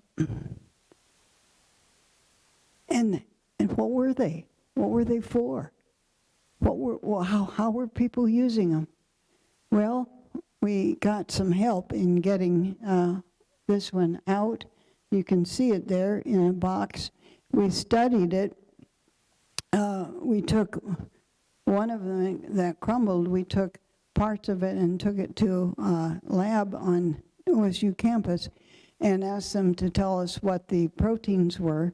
And they had proteins such that it could have been used, it could have been deposited into the clay because of the foods that people were eating. It could have been from, for instance, it could have been from a sea lion. It could have been from some of the plant materials that were eaten. Anyway, it could have been used for those things. So, what did we think they were? Well, we decided, we thought they were unfired cooking vessels that were developed on the site in the summertime, and they were just left there. And then when an earthquake happened and tsunami came in and swept a lot of sand into them, they were preserved. And normally, these were not fired. They probably would have just simply deteriorated if they had been left out in the ground, and no one would even know they were there. That was our conclusion anyway. We didn't, that was one of the more intriguing kind of things that we found. It doesn't help with sea otters though, does it? No, but it's just one of the intriguing things. Okay, so here's Jerry working with a neighbor and people working at the site and working on the faunal remains, which, as I say, were kind of the last which were picked up. Every day at the site, we always, about 1 o'clock, had a group of visitors who came by and we talked about the site. It was really a wonderful experience.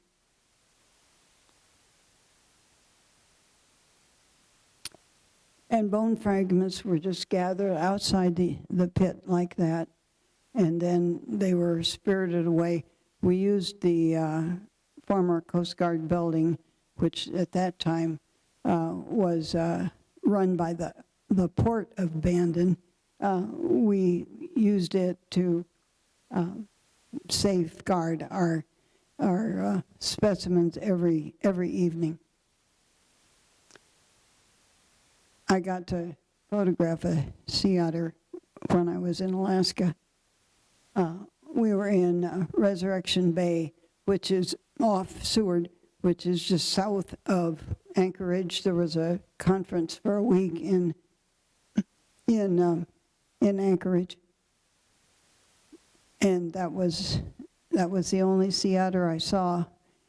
And as I say, having seen a wonderful presentation that Chanel Hassan here put together with Sea Otter Savvy is the name of a company in California that works with people to try to get them not to harass sea otters, because in California, as you can imagine, there are many, many people who would like to go out and see sea otters, and they don't realize that they're hurting them. It reminds me of when I was studying once a long time ago, coyotes and wolves, and someone mentioned about someone running a snowboarder after a coyote. Didn't kill him, didn't hurt him in that way, but he could have taken a lot of energy out of that animal and harass him terribly. So same sort of thing. Come on. Come on. This is from a report that we did that I talked to Don Ivy once, and he said, I've got a pot of money for you. What would you like to do with it? And I said, I would like to use it to hire students to study our skeletal material from animals. I'd like to make a report on that. I got an equal amount of money from Sea Grant at OSU, and we just put it together, and we did a study on birds, sea mammals, shells, and that's one of them. And anyway, that shows that we began to be seeing it in other reports that people had done on sea otters in Oregon. It tends to be about the second most populous type of bone, animal bone, that you find in archaeological sites.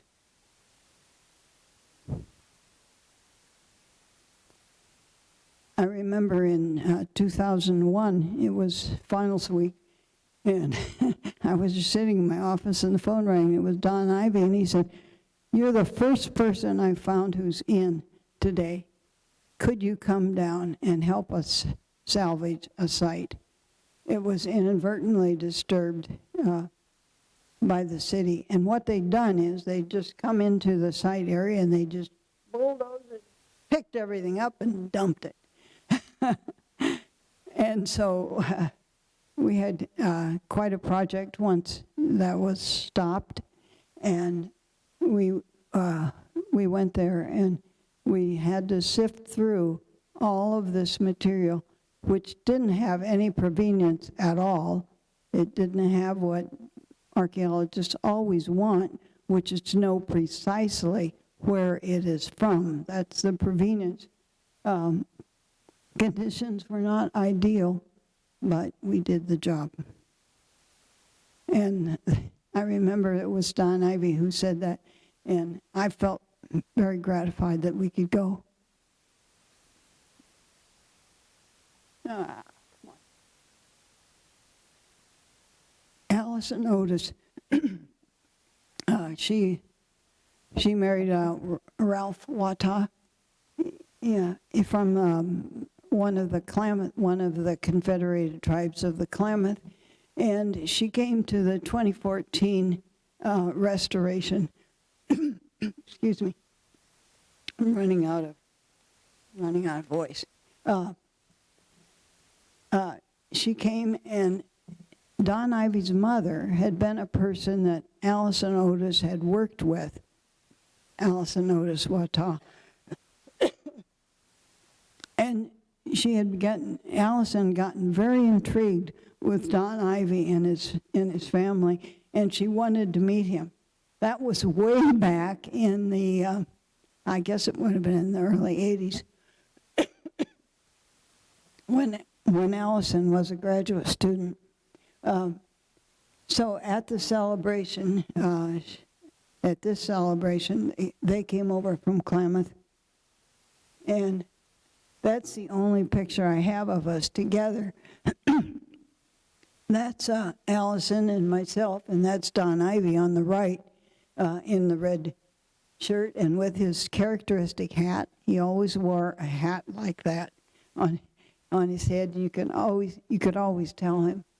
And I look kind of startled. I don't know what he had just told us, but he told us something in a very engaging way, and that's that's just the way he was. I was very pleased that Allison had finally met him, and she had worked with several of our Earthwatch investigations, and she'd written things, and then she went to work for the Klamath tribes in Klamath, and she married Ralph and married him. Okay, but they came to this meeting, and that's the lower picture is Sharon Parrish on the left, and then Allison, and then myself. It was a wonderful day. This is what we call bittersweet. Dave Hatch died in September of 2016. At age 62, he had moved from Portland, where he'd been working as a civil engineer for all those years. And he moved back to the Siletz area. And my last message came from him. He sent it in April of 2016. He was chairing the Siletz Tribal Arts and Heritage Society, and an architect was working to design a cultural center. He concluded the note that he wrote to me. He wrote this note to thank me for some, I guess they were tapes I'd sent him of some things that I'd done that were, I can't remember what they were now, but they were about tribal matters. And he wrote to thank me for them in April. And he concluded the note by saying that the videos I sent him were going to live in the archives, and he couldn't wait to show me. So it was a few months later, a few months after September, that I was at a meeting where Robert Kenta of the Confederated Tribes of Siletz, he was the cultural chairman there for a many years. He just happened to mention, as we were talking at a dinner, something about Dave's death, and I didn't know he had died. And I just burst out crying. Anyway, that was when I learned also of Bob Bailey, and that Bob was starting to resuscitate the Elakha Alliance. And shortly after that, Bob sent me a kind letter and asked me if I would join. And I said, well, I'm old and I'm kind of busy, but no excuse, he says, no excuse. So anyway, I joined up.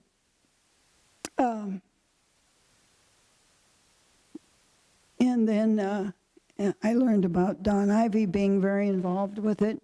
And it was just like these two things were coming together in my mind.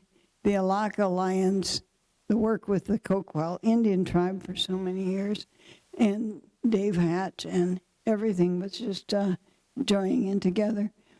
So with the loss of Don, we have another reason to continue to support the return of the sea otter.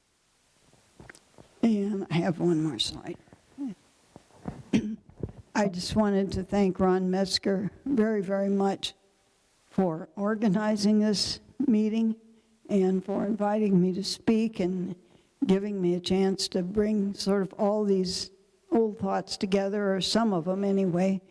There are just so many things that have happened in working over the years with Don Ivy and with all of the other people at the Coquille Indian tribe.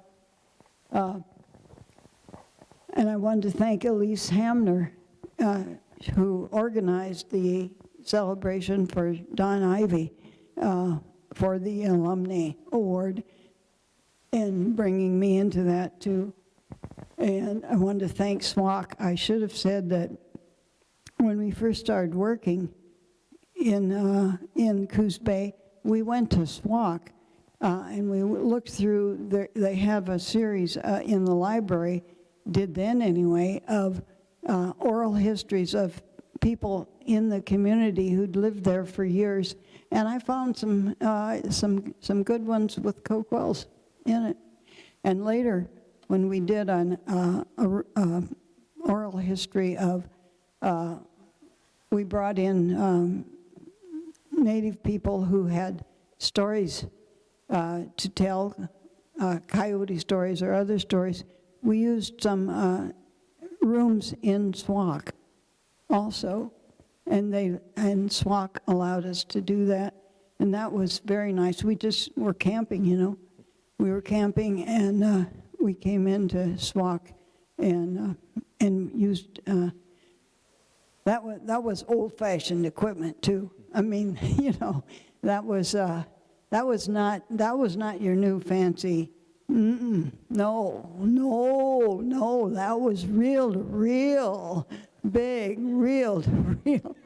It was a different day, but SWOCC was there for us, and I wanted to thank the Coquille Indian tribe for all their friendships over these many years, and to Bob Bailey for his dedication to the Elakha Alliance, and Loren Davis, whose work on the coast. Loren took charge of an excavation one spring break that happened in Bandon because they were building a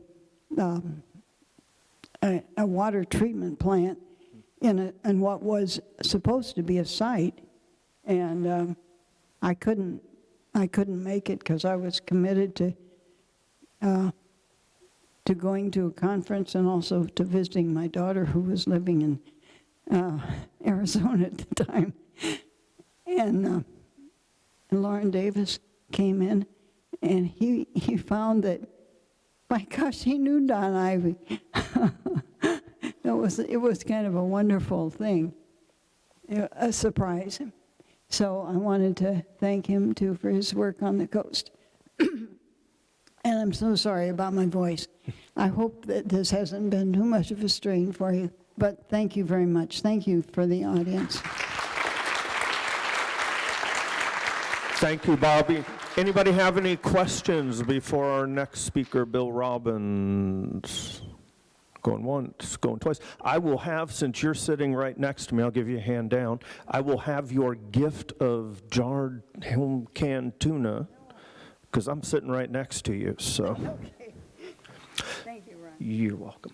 So, ladies and gentlemen, our next speaker today is Dr. Bill Robbins, also emeritus from Oregon State University. There's definitely an OSU trend, but several of them also indicated that they took classes at U of O as well over the years, so kind of that duck-beaver combination, platypus-like. Without further ado, I would like to introduce Dr. Bill Robbins, who, among many things, wrote the book Hard Times in Paradise about Coos Bay.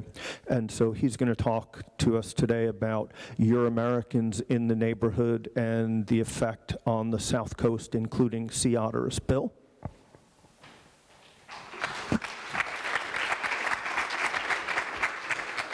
And there's plenty of water up there.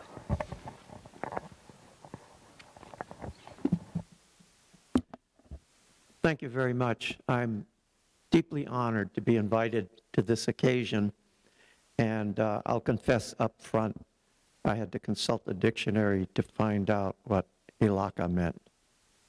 So this has been a learning experience. I knew a lot about sea otter, but I didn't know that Elakha came from the Chinook jargon. I want to say a little bit about my fondness and affection for Coos Bay, and I'm especially honored to come to Coos Bay. I first visited here when I was in graduate school in 1968, and then I returned again when I had a grant from the National Endowment for the Humanities to do a study of a community. And I first came here, I toured around with other communities, Grants Pass, Roseburg, and so forth, and communities that were centered principally on one dependent industry. And it seemed to me in 1982, 83, that Coos Bay was simply a timber town. And so that I spent the year 1984 and 1985 doing research in the community, interviewing over 50 people, many of whom have passed on since then, and the book Hard Times in Paradise was published in 1988. And I was reminded when somebody told me Reg Pullen was in the audience. I said, oh, so I was counting back the years, and it's just shy of 40 years ago that I met Reg Pullen. He was then working, I think, for the Bureau of Land Management. Bobbi Hall has given us a very riveting story about the restoration of the Coquille tribe. Bob Bailey, beautiful, lyrical, I have to say, because I'm fond of definitions and affections for place. And the places you mentioned I'm familiar with, Eden Ridge, a place where timber was cut and hauled through Powers and into Coos Bay and sawed in the big mill. The only thing that I differ with Bob Bailey is that I joined the Navy. So my apologies, Bob. So the title of my talk, somebody on the committee came up with this title, and I was stuck with it, but I like it. The Floodtide of EuroAmericans and the Disruption of Elakha. Well, if I translate that into what I'm going to speak about, it's turning natural world to profit. And for this part of the world, it begins with sea otters. And I'm going to just give you a big background sketch of sea otters. They literally span the whole western and eastern and northern expanse of the Pacific Ocean, all the way from California up around Alaska through the Asian coast, Kamchatka, and the Japanese Kurile Islands. And in fact, sea otters were the first historical studies of sea otters focused pretty much on the North Pacific coast, in other words, the North American coast. And it's been until very recent histories that studies have looked at the eastern part of the Pacific, the western part of the Pacific, to look at the Japanese, the Russians, and the Chinese, the intersection of those trades. But the American side of this story, or the Euro-American side of this story, the stories center around Nootka Sound, Nootka Sound being an international port of call for a while. The Asian component of the sea otter trade preceded by centuries the trade that focused on the North Pacific coast, the Spanish, the Russians, the British, and then American ships on the northwest coast. In the mid-1700s, Japanese and Russians had established regular trading routes between the Kurile Islands, Kamchatka, and China. Russians also sent furs by sea and some of them overland to European markets, which you can imagine at that day and age was an arduous undertaking. Richard Ravalli, who has written about the Asian and North American trade, provides a summary of what occurred in the Eastern Pacific. Human greed for fur of the sea otter set in motion the linkage of oceanic regions and ultimately played a role in the non-native discovery and development of a sizable portion of Western North America. One thing I forgot to do, I need them these days. There. The Russians were the first to exploit the sea otters along the North American Pacific coast. And in 1784, they established a settlement on Kodiak Island where they traded Russian trade goods with native people for sea otter pelts. And the Anglo-American trade, as most people know, originated with Captain James Cook in 1778, when he was on his third global voyage and arriving in Nootka Sound in April of 1778. His two ships, the Resolution and the Discovery, remained in Nootka Sound for about a month for repairs, and while the repairs for the ship were going on, his crew traded trade goods that they had on board the ships for what was recorded in the diaries, luxuriant sea otter pelts. Cook's ships left from there to Hawaii, where Cook was killed after some disputes with people on the Hawaiian island, indigenous Hawaiians. And from there, the ships sailed west to the Chinese coast and moving south along the Chinese coast, stopping at Canton, where they learned the tremendous value of sea otters. And then the two ships go back to London. The word spreads among the maritime communities, and as I wrote in my notes, the rush was on, and I should underscore that. During the James Hanna was the first to arrive on the Northwest Coast, 1785, trading iron bars for sea otter furs, and then going across the Pacific to Canton and reaping tremendous profits.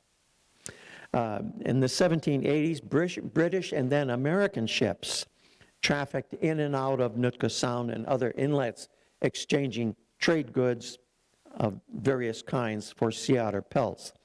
And indigenous peoples supplied most of the sea otter pelts. For some esteemed American explorers, you've heard of the person who entered the bar of the Columbia River, Robert Gray. And this photograph, you have number 9. This is Gray discovering the Columbia River. There's other people there. I always thought that was surprising. He's discovering the Columbia River.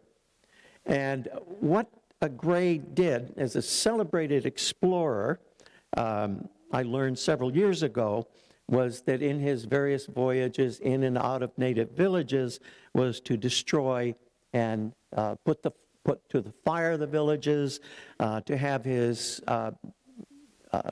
cannon trained on villages and blowing them out of the water. Along with Gray on his voyage was an officer named John Boyd, and it was Boyd's diaries, his records of the trip, that tell about these incidents of violence against native villagers. He was leaving Clayoquot Sound on Vancouver Island in April 1792, and this is a month before he enters the bar of the Columbia River, and Gray ordered his cannon people to burn a large Nootka village after he had blown them to pieces with his cannon, some 200 houses, and this is what John Boyd entered in his diary. Grieved to think that Captain Gray should let his passions go so far. The fine village, the work of ages, was in a short time destroyed. Gray wasn't finished. He directed an attack in an inlet north of Nootka Sound, where 7 villagers were killed, and his crew went ashore and took the sea otter pelts that were in the village. And I would say that in retrospect, we know that the sea otter trade, let me see, sure I've got the right page here. We know that the sea otter trade on the part of the people who were conducting the trade did it for certain cultural reasons, and it had to do with profit. But for native people who engaged in the trade, their cultural reasons for bartering and so forth were much, much different. But getting back to Gray, late in 1792 in Gray's Harbor, Washington, Gray's ship fired on a Chinook village, killing 20 people. And before the year ended, 1792, with his ship again back in Clayoquot Sound, Gray ordered his crew to fire on canoes approaching his ship and killing, according to the record, some 25 native people. Now, it should be emphasized, and this stunned me when I first started teaching Pacific Northwest history, is the incredible toll on sea otter. Unbelievable.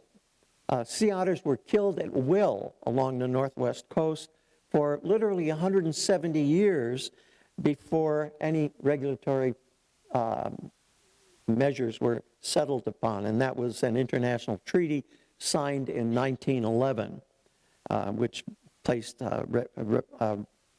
restrictions on killing sea otter. The original sea otter population, and this is something that's based upon a lot of guesswork, may have been from somewhere around 100,000 to 150,000 animals. That is along the northern rim of the Asian and Pacific Northwest. Carl Kenyon's 1969 book, The Sea Otter in the Eastern Pacific Ocean, estimates that the total number of sea otter taken throughout this period was somewhere in the neighborhood of 500,000. And I would say, underscore, the toll on the sea otter was horrific. Sea otter, and this is something I just came across, were gone from Nootka Sound by 1795. So you have 1784, when James Hanna first enters Puget Sound along the Vancouver Island coast, until 1795, the sea otter are gone. In 1850, the sea otter existed only in California and in the Aleutian Islands. And this map gives you an idea of the present sea otter locations, and you can see the diminution that happens over the course of those years. Now, I'm shifting now away from sea otter to look at the historical causes and motivation. What happened to the sea otter? And I think, in retrospect, it's similar to the passenger pigeon, the buffalo, and all other natural species: the wanton pursuit of profit. And for the last 250 years, global forces linked to the expanding system of world capitalism has increasingly disrupted environments in the greater Pacific Northwest and elsewhere. And what happens in this equation, this is important, is that animals, fish, trees, minerals, land, waterways, and all other physical phenomenon, what I call the natural world, were treated as commodities to be bartered in the marketplace. All of this had ecological consequences. The sea otter, you've heard Bobbi Hall talk about what happened in that, and Bob Bailey. Ecological changes gather momentum over the period of the last 200 years, decimating the sea otter for profit, accelerating ecological change greatly with the California gold rush. And then in the wake of the California gold rush, as far as Oregon, Washington, California is concerned, a literal floodtide of EuroAmericans. Accompanying that, after 1850, are advances in technology that escalate what happens in the ecological world. Steam power vastly quickened the pace of production. If we look at the lumber industry, first in the sawmills, and then next in logging operations. And I have a quotation that I've embarrassingly used too often from George Emerson, who was the first logger to use the steam donkey to yard logs in Grays Harbor, Washington.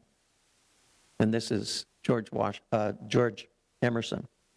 When one considers that they require no stable and no feed, that all expense stops when the whistle blows, no oxen killed, and no teams to winter, no ground too wet, no hill too steep, it's easy to see they are a revolution in logging. That's before railroads. Railroads, for this part of the world, brought the industrial world to our region. The first transcontinental railroad was completed in 1869. The esteemed Portland Oregonian, and a phrase that I wished I had invented, the railroad has annihilated time and space.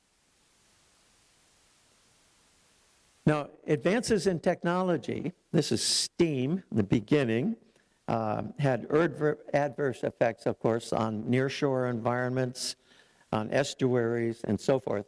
And I came across a doctoral dissertation by a woman at the University of Hawaii, Grace Miller, who, among other natural species, mentions sea otter. And she called the changes that take place with the introduction of these advanced systems of technology and world capitalism, a system of ecological disequilibrium, the widespread destruction of marine mammals. And in specific reference to sea otters, Miller writes, hunted to local extinction. And then beyond that, fish, whales, fur seals, and sea otter. And again, her passage tied to the expanding world system of capitalism. Salmon from the Columbia River, pulled out by horses, seining salmon out of the Columbia River, were marketed to working class people in Liverpool and Birmingham because the canned salmon was cheap. And I'm thinking of my own childhood. In the mid-1940s, working class communities in the East ate canned salmon because it was inexpensive. I grew up in part on salmon loaf in Connecticut, not in Oregon. The disruption of estuarine environments is part of this. Production-driven technologies have vastly changed our coastline. Production-driven technologies have reshaped coastal estuaries, especially the larger ones. Kelp beds were decimated in lower reaches of estuaries. Oregon has about 22 large estuaries, and those are estuaries that have dredged ship channels. Coos Channel, for instance, is one. There are other problems with estuaries filled for urban and commercial development. Diking, draining have severely disrupted the ecology of estuaries. These are some of the richest ecological zones on the face of the earth. And then, because I was here to speak to a League of Women Voters gathering on this, the ultimate disruption, the Jordan Cove LNG terminal. And when I was here in Coos Bay, I looked at the size of the ships that were going to come in, turn in the boat basin up by Jordan Cove, about 1,000 feet long. That's a football field. I was on an aircraft carrier in the mid-1950s that was 969 feet long. And I was thinking of the Coral Sea, going up the Coos, in the Coos Channel and trying to turn around in that area. Estuaries, tidal marshes, and nearshore kelp forests, complex and productive habitats. Human activities, in other words, far beyond just the decimation of the sea otter, have contributed to all kinds of other damage, of course, the loss of kelp, other seaweeds, and so forth. And I think the one, and this has already been mentioned, Bob's mentioned it, the one shining example of a place that was fairly thoroughly industrialized, Coos Bay's South Slough, is a striking example of an area that has gone through considerable restoration. I'm going to close by looking at a different subject, and that is climate change. And I would remind all of you that climate change is the elephant in our environment that's going to tell much about what happens to our natural world. Kelp forests, for instance, for sea otters and multiple other species, require cold, nutrient-rich water. Kelp once survived off the coast of mid and lower California, and recently there have been problems with warmer ocean temperatures, and this has contributed to some of those aquatic and marine mammals moving to north to higher latitudes. So warmer temperatures have already threatened kelp forests, and the outlook is not all that promising.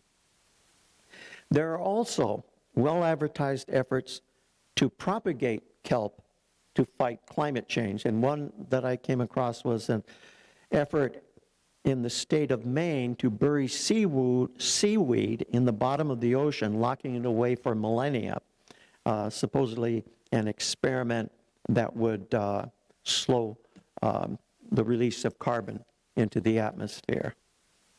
And finally, to get back to the world of finding commodities in the natural world, NOAA, National Oceanic and Atmospheric Administration, has been promoting seaweed agriculture to produce ingredients for various uses, cosmetics, animal feed, and fertilizer. And I'm going to cite a personal story, and this is when I was beginning to put together notes for this afternoon's presentation. On March 30th, I was listening to OPB's Dave Miller on Think Out Loud, that some of you may be familiar with, and I was struck by listening to two guys, one from Bandon, Oregon, the other one from Puget Sound. They were growing kelp for commercial purposes. Kelp farmers, they called themselves. And the Puget Sound guy even had a farm manager to help his enterprise. And so I was coming home from coffee, and I had the New York Times with me, and I wrote at the top of my copy of the New York Times, and I quote, "Never underestimate Yankee ingenuity to use the natural world to turn a profit." And this spells it all. The Puget Sound's kelp farmers' ambition to produce the seaweed snack for people to munch on while having a beer. Thank you.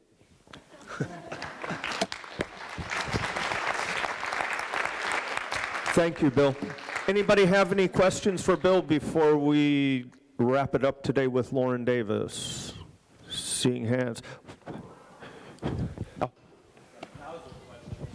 No. Okay, I'm not even going to go for 1,000 questions. That'll be the lobby. I just want to take you guys' picture at the end. Not a question, Diana. Anybody else? Awesome. Thank you, Bill. Much appreciated. And our speakers will be available for a few minutes in the lobby afterwards as well. So our final speaker today is Dr. Loren Davis, also from Oregon State University, and also bears the interesting association that he's the only one of the group that has actually been a geology lecture series speaker in the past as well. So it is without further ado that it is my pleasure to reintroduce Loren Davis to the Hale Center for the Performing Arts audience. Loren? Thank you. Thank you, everybody. Thank you very much for inviting me to come talk on this occasion. I'm both sad and glad to do it, considering, the theme for today. But I also appreciate everyone coming to listen. And if we could get the slides, we'll get started. So what I wanted to talk about today is some of the work that I am doing now, but this is work that I have done with Roberta Hall and with Don Ivy and other members of the Coquille tribe through time. And I wanted to sort of bring together some of the lessons that I have learned through my years working with Chief Ivy at different times in my life.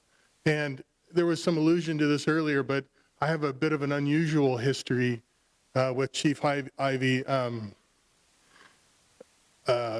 grew up in Portland, and I was a classmate with John Ivy, if you know him. And so we went to school together as kids, and I grew up spending afternoons in the backyard at the Ivy house in Portland. And at the time, I didn't realize his roots and his history.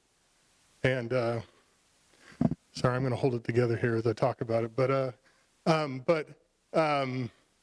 it was amazing. I think later on in life, how your life can come back together and you separate and you come back together with people. And I went to school at Oregon State University and studied archaeology. And then at one point, as Bobbi Hall mentioned, they were doing a project to replace and expand the water treatment plant in Bandon. And I was working there.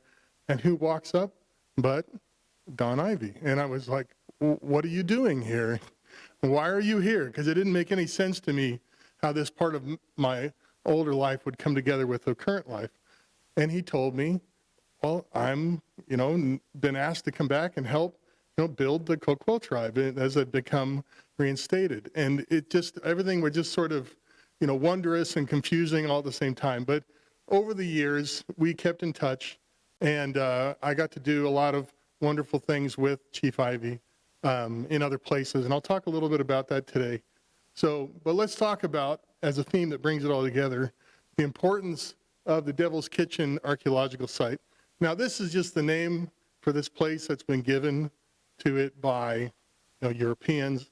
Undoubtedly has other names, but we'll just refer to it this way today. So it's on the southern end of Bandon at what's called Devil's Kitchen Wayside.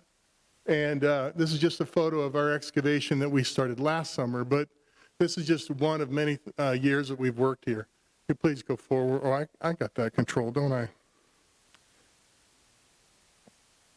And over the years, I had many opportunities to have conversations and learn from Chief Ivy. And he told me some things about his own point of view about what the value of archaeology could be from the Coquille tribal perspective, perhaps, and at least from his perspective. And some of the things he explained to me about archaeology, go like this. Archaeology is an important way to learn about the past and also protect cultural heritage, because we heard a little bit about the devastation, that happened as Europeans came into this part of the world. And, if you know anything about tribal history, so much has been lost that archaeology is an opportunity to at least learn some things back. Now, it's not, of course, the same as oral history, but it gives us another way of knowing about the past. But research priority, of course, should be placed on sites that are being threatened by natural and human effects. Because as an archaeologist, we're a unique form of anthropologist in the sense that as we interview our subjects, we destroy part of them, right? So as we excavate a site, you can't put that site back together that way. So you have to be very careful about how you choose what to do with archaeology. And there's a lot of choices you can make to work on sites that are going to be threatened for destruction.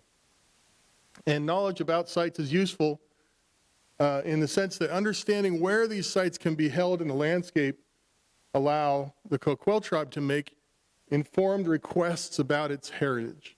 And what I mean by this is that, a lot of the land where the heritage of, archaeological heritage of the Coquille exists are in lands that are not owned by the tribe. So but in knowing that there might be an archaeological site there, they can stand up and say, we request that certain things are done to maintain our heritage, to protect it, to learn from it.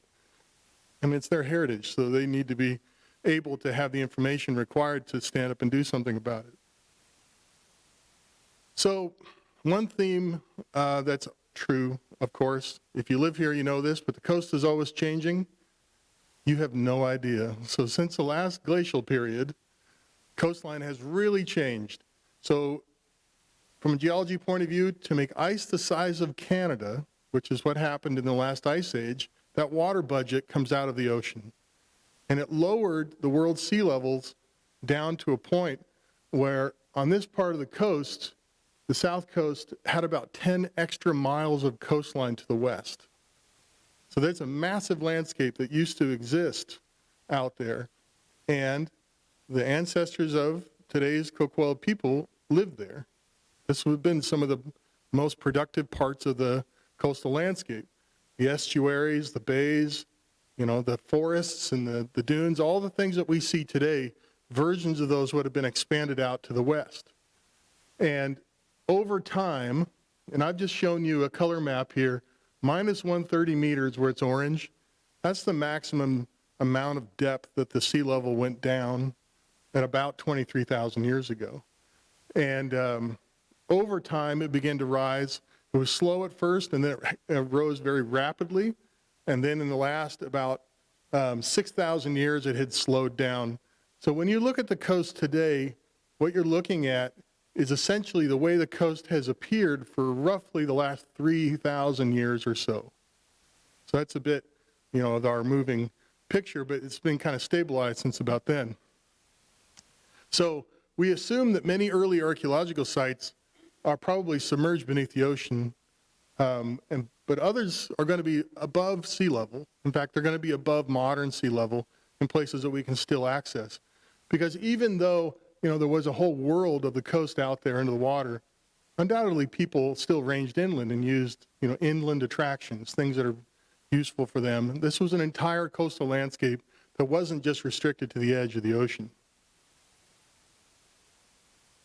Now, a lot of science is showing us that even though sea level established itself at its modern position about 3,000 years ago, sea level is now expected to rise about a foot in the next 100 years. And you don't really think about, well, what's the big deal? It rose 130 meters over 23,000 years. A foot matters. If it rises a foot, if sea level next 100 years, king tides come in even farther, high tides closer in, big storm swells push much farther in and hit the coast even harder. And for those of you that live here, of course, this is, I don't need to tell you all these things, but what's important is that stronger wave action and more coastal erosion will undoubtedly occur. And most of the coastal archaeological record is found within about 100 yards of high tide. And many of these kind of shore zone sites are going to be destroyed by rising sea level. So in response to this, we need to be learning more about threats to the coast so we can use our scientific reasoning to actually make maps and show you where, if you raise sea level up, where is it going to affect the coast first, and then overlay that, what do we know about the archaeological record? So we can begin to come up with a plan to say what parts of the coast contain sites that are important that need to be prioritized first. And I've been in conversations with Oregon State Parks about this, and I gave them an unsolicited plan for how this could be addressed. And it wasn't a hostile thing. It's just that, if you come up with a good idea, you should share it, right? So anyway, I just said, this is something we can do. We know how to do this. Maybe we should do it. So we'll see. There's conversation going on right now. I hope it does work out. But so the Devil's Kitchen site is one of these important sites. As you can see here, this is a photograph, Bobbi, I think from like 1999 when we were working there initially. And it's a pretty nice place to work. It's an excellent office, so to speak, but it's right on the edge of the coast. And in fact, since even the time that we worked there in the beginning of the 21st century, you can see areas that have been chewed backwards. So it's already beginning. And from 1999 to 2001, I worked with Dr. Roberta Hall on an Oregon Sea Grant project that was designed to find early archaeological sites in the South Coast. Because before we started, essentially the majority of sites were known to be about 3,000 years and younger, but there were some earlier sites, but not very many. And the reason for this is the obvious thing I was just pointing out before, that you might say, how come we don't know where any shell middens, that is accumulations of shells, how come we don't know where the 10,000-year-old shell middens are? Well, I think we can take a guess. They're out there. They're in the distance under the waves, because people don't generally want to do all the shellfish gathering and then march them in 10 miles and make a pile. I wish they had. That would have made it easier for us to measure that, but that isn't how that works. So what we end up seeing mostly are, sites that are younger. We know a lot about it. But early sites like this, and I'll tell you why it's so early, these are really rare and they're important, and we need to be paying attention to them. So this work revealed preliminary evidence of repeated site use beginning about 13,000 years ago. So I'm going to speak in calendar years, so 13,000 calendar years ago. And this was corresponding to a time of very rapidly rising sea level, as I talked about in the past. And these results were a little controversial. We had dug some small holes, when we were doing our work. And they were kind of based on small samples. But we thought they were very interesting, and we published them. And they showed progress toward finding early sites, because prior to this time, we had no idea where sites would be. We didn't really have a doubt that people were perhaps here this early. It's just that, having a feeling about it and measuring it are two different things. So, all right, so from 2012 to 2016, I led new excavations to try to expand on the work that I had done with Dr. Hall. And here's a photo of Chief Ivy coming to the site. And for those of you that know him, he's got his classic look of dress shoes with rain gear on. So it's just kind of an interesting thing he would always kind of do. And but here he was showing up to the site and wanted to know what we were up to and asking all kinds of questions. His curiosity was insatiable, about these things, and ask, well, have you thought about this or that? And I really always love these conversations with him, because, it would give me a unique perspective that I didn't have, of course, at all. And he always saw the value in it and would always encourage us to keep going, keep working. Let's learn more. And so what I'm showing you here on the right-hand side is this is the layering. We dug a hole there, and you can see there's these sort of three different layers. So the sand on top are sand dunes that accumulated at the site after 3,000 years ago. Now, the reason why that happens is the beach has now arrived. It's arrived right on the edge of the site, and there's an incredible amount of sand being deposited. And how do you make a sand dune? Well, you need sand and you need wind. And there's no shortage of those two things, right, on the edge of the beach. So that's no surprise that before that time we have a brown deposit, and that's actually a stream that was running across the site when sea level was much lower. So the place didn't look like a sand dune at that time. The sand dunes were farther out to the west prior to that time. So what this shows us, as I was just mentioning, the gray on top is post about 2,000 years, and the brown in the middle. As we excavate an archaeological site, we basically take it apart in reverse order. So the stuff at the surface is the youngest, the stuff at the bottom, assumedly, is the oldest. And as we worked through this, we found this middle part, which was the result of a stream flooding and burying the landscape over and over and over again, showed us that people had been here leaving behind artifacts between the time period of roughly 13,500 to about 2,000 years ago. And these are the kinds of things that we find. Now, what's I think interesting about this is we think about what this place is. If this place is a forest with a stream nearby that's several miles away from the edge of the ocean, people are coming in, they probably grab some cobbles of, they're called Jurassic otter point chert. It's really common all over the place up and down the coast. Bring these things in. You might be there to get basketry material or collect plant foods for eating, or maybe it's hunting is the order of the day. And these cobbles basically are the beginning point. It's the canvas, and they just make what they need. And so we find a wide variety of different tools that are being used to, we say cores, and what that means is you take a block of rock, you break it, and you start to break off flakes, that these flakes can then be made into other kinds of tools. So it's a very flexible system where people can make anything and everything they need for tools on the basis of just these round cobbles.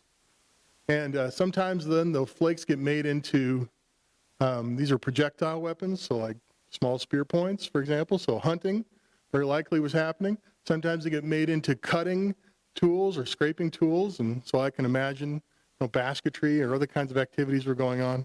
So this is the kind of record that we find in this place, and it's not really super dense because at that time, when the ocean is so far away, any one place is maybe as good as another in these forests, so it's a rather thin, temporary occupation. Maybe some of the things we find only represent people there for an afternoon doing an activity and leaving some tools behind.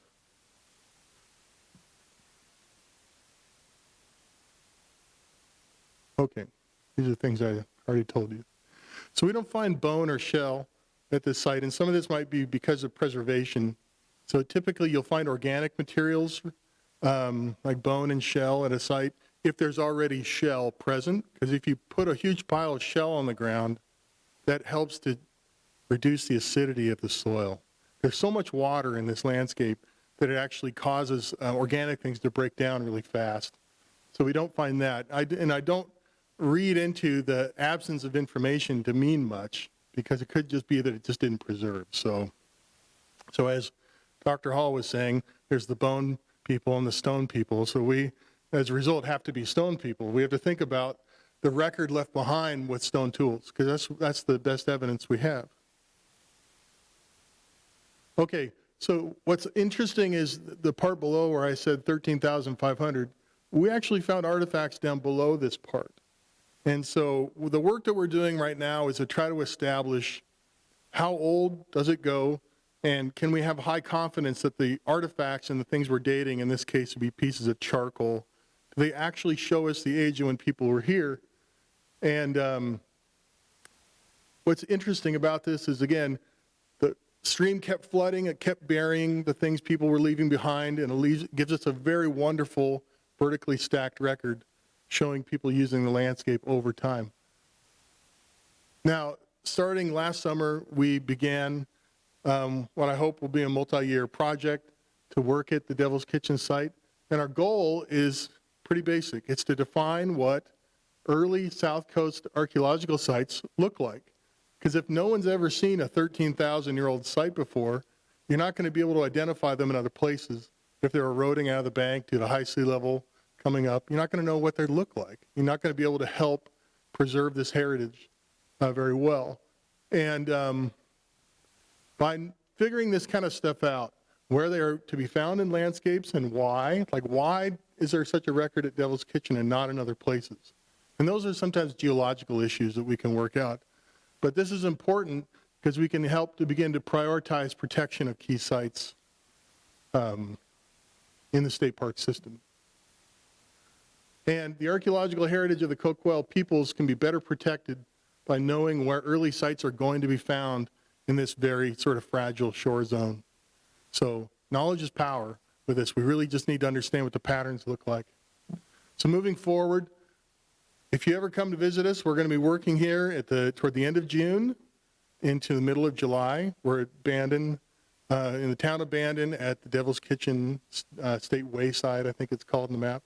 So if you go to the Beach Loop Road, we're just at the southern end down there. So please come and visit us. We'll give you a tour if you come and see it. But what's important is the way that we work, we're working very slowly. As we uncover the objects, we map them all in place. We're trying to get the richest, deepest understanding of what people were doing here at the site before a site like this goes away. And we're going to be doing some conversations soon with the Coquille tribe also to try to figure out what are priorities for them that we can be doing with archaeology. I mean, because we want to be careful. As I talk about the site in the past, I mean, this is not necessarily my story to tell, but I can play a role in trying to help preserve and protect. But there are other things I can't do. So that's why I want, you know, my partners with the Coquille tribe to help me figure out what are the best ways to tell things from their perspective. Okay, so let's get back to Chief Ivy to close out. So I had the opportunity to do a lot of projects, things with Chief Ivy beyond working on the South Coast. I also work in other parts of the world. I work in northwestern Mexico and I work in western Idaho and places like this. But in particular, I was able to convince him to come with me on some adventures to try to learn more about archaeology in other parts of the world. And what I found, there are three themes that are important with Chief Ivy.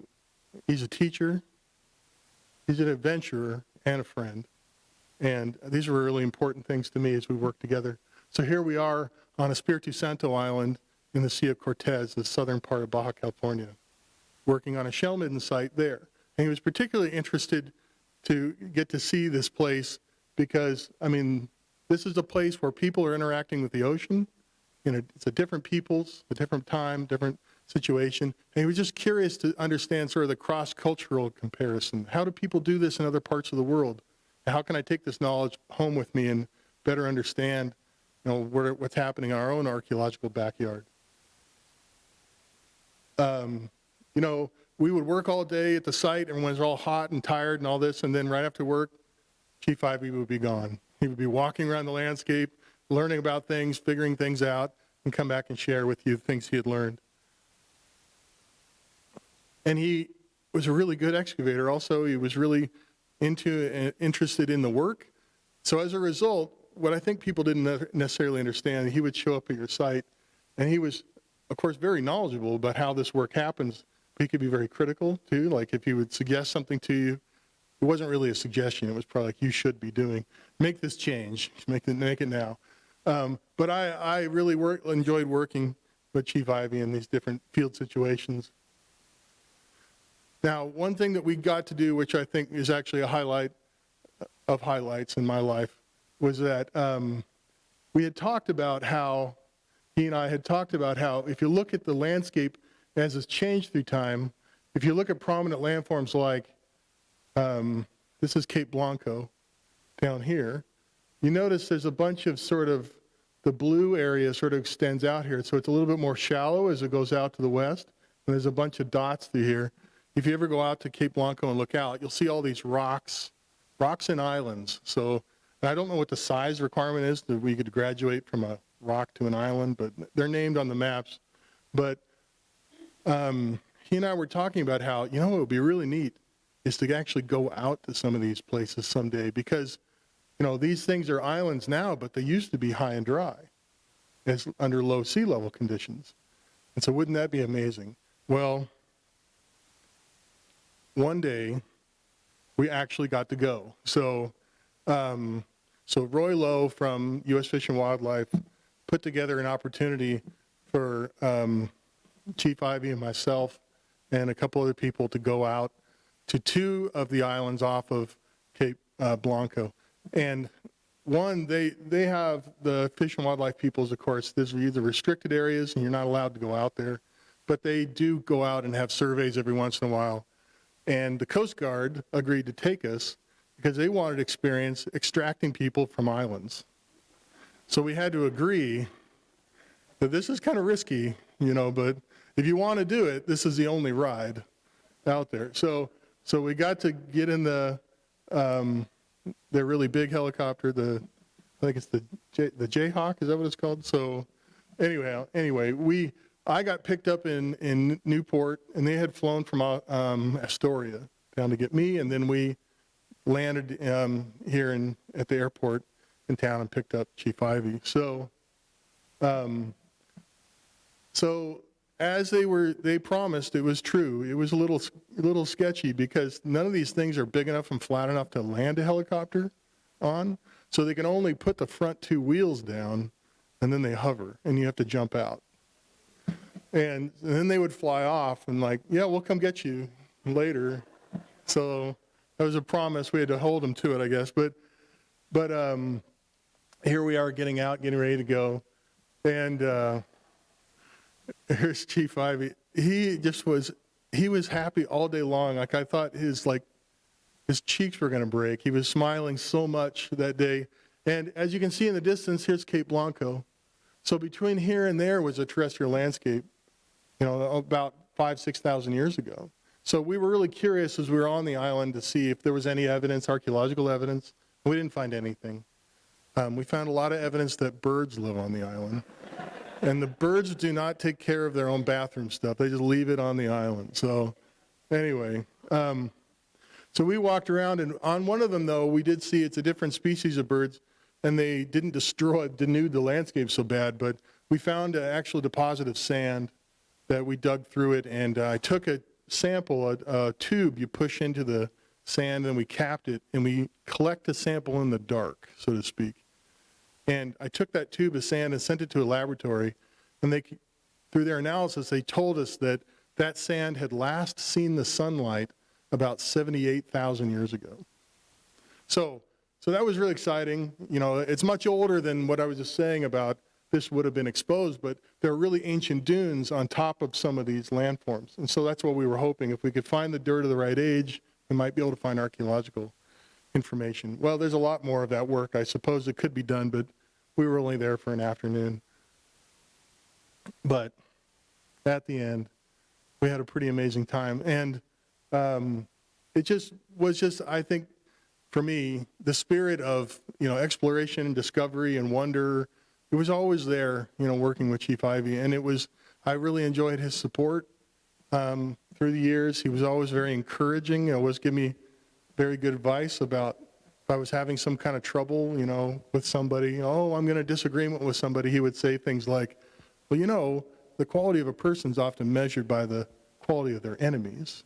You should be happy that this person is picking on you, because they're a big deal and you're kind of nothing so far. So, think about that.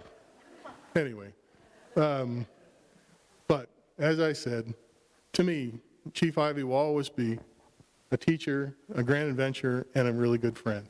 So thank you.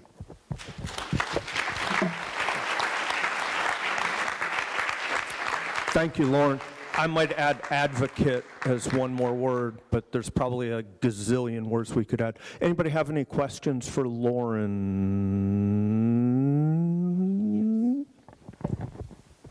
I'm closest to the microphone. On the map of the ancient shorelines that you showed, there are little ribbony lines going across them.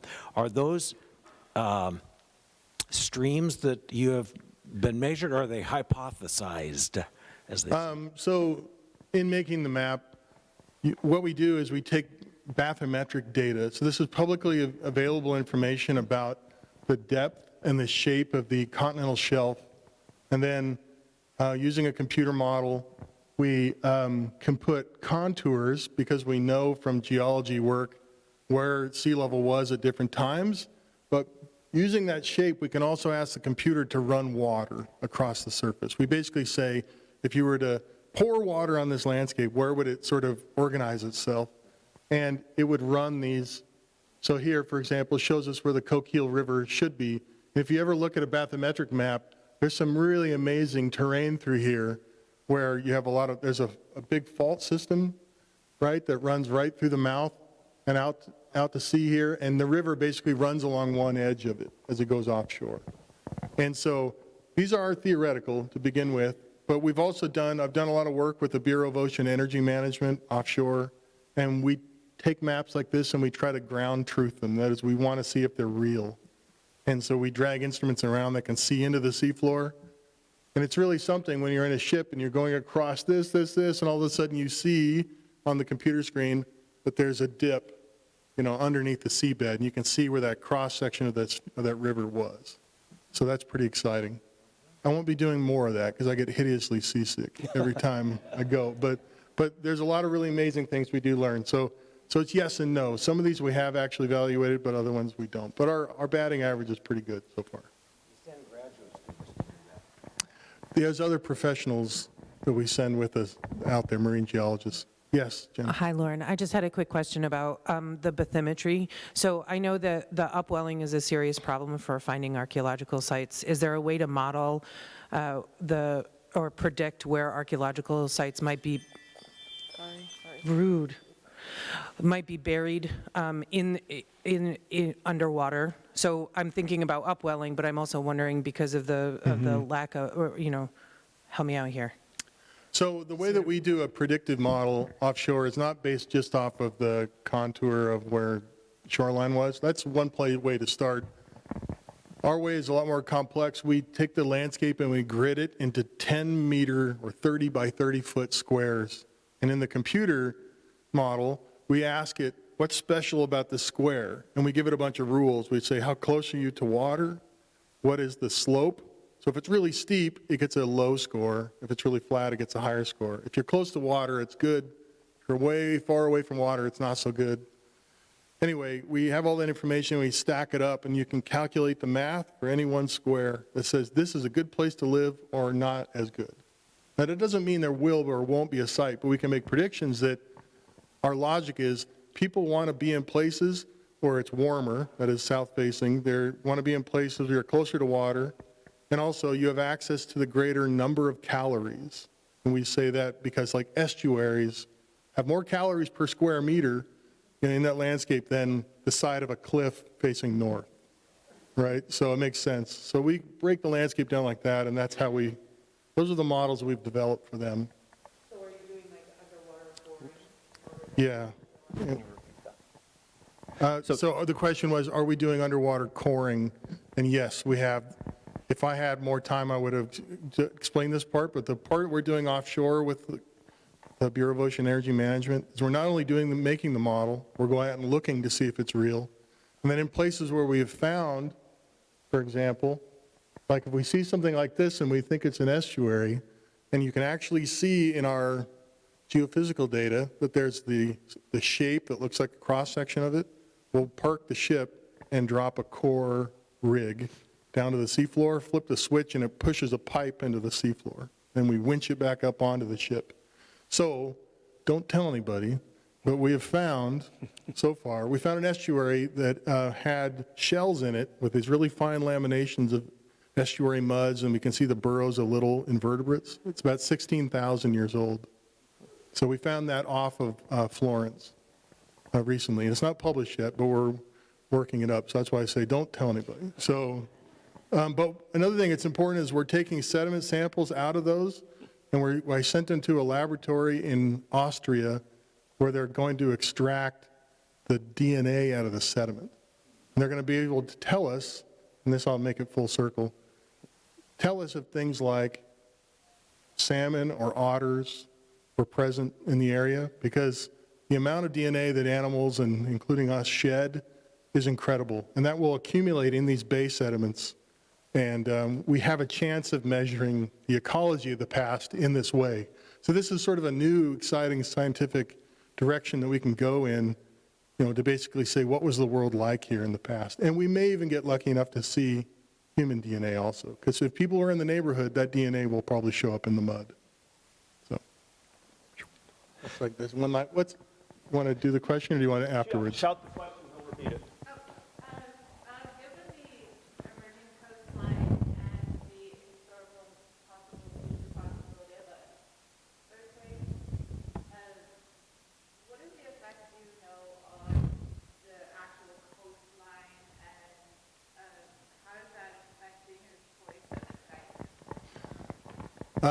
So the question is, if I get this right, that large megaquakes that may happen in the Cascadia subduction zone, how is that affecting the way that we choose to look for archaeological sites because of the way it might have affected people?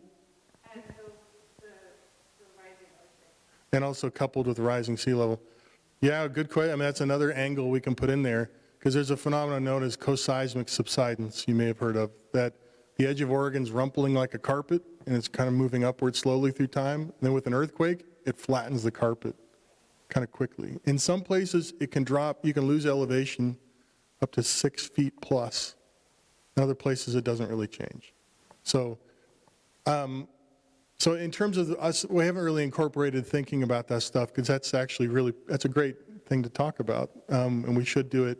I encourage you afterwards in the lobby to find Jen Vixney right here. She did a really great master's thesis that talks about how the landscape changes with these events and how the archaeology reflects people dealing with that landscape. So please talk to Jen. Thank you very much, Loren.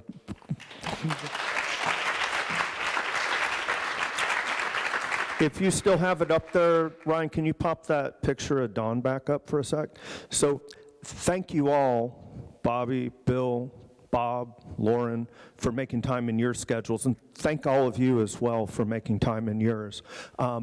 Like I said at the beginning, this is probably one of the most important set of talks that I've hosted. If you have the capacity to donate to the Don Ivy Memorial Scholarship Fund, please consider it. If you're listening in the ether world via live stream now or in the future, you can go to www.socc.edu, look for the foundation and the donate button, and just mention the Don Ivy Scholarship. Thank you all for being here. We've got one more talk under my watch, and whether it was shoreline education awareness or a variety of other groups, Don Ivy and I spoke numerous times. I always had the pleasure of going first, which was also scary as all get out, because he sat in the back row taking notes, and I always knew there was going to be a doctor, professor, doctor question coming up in my near future. This time, Don Ivy's memory goes first. I'm going to wrap it up in May.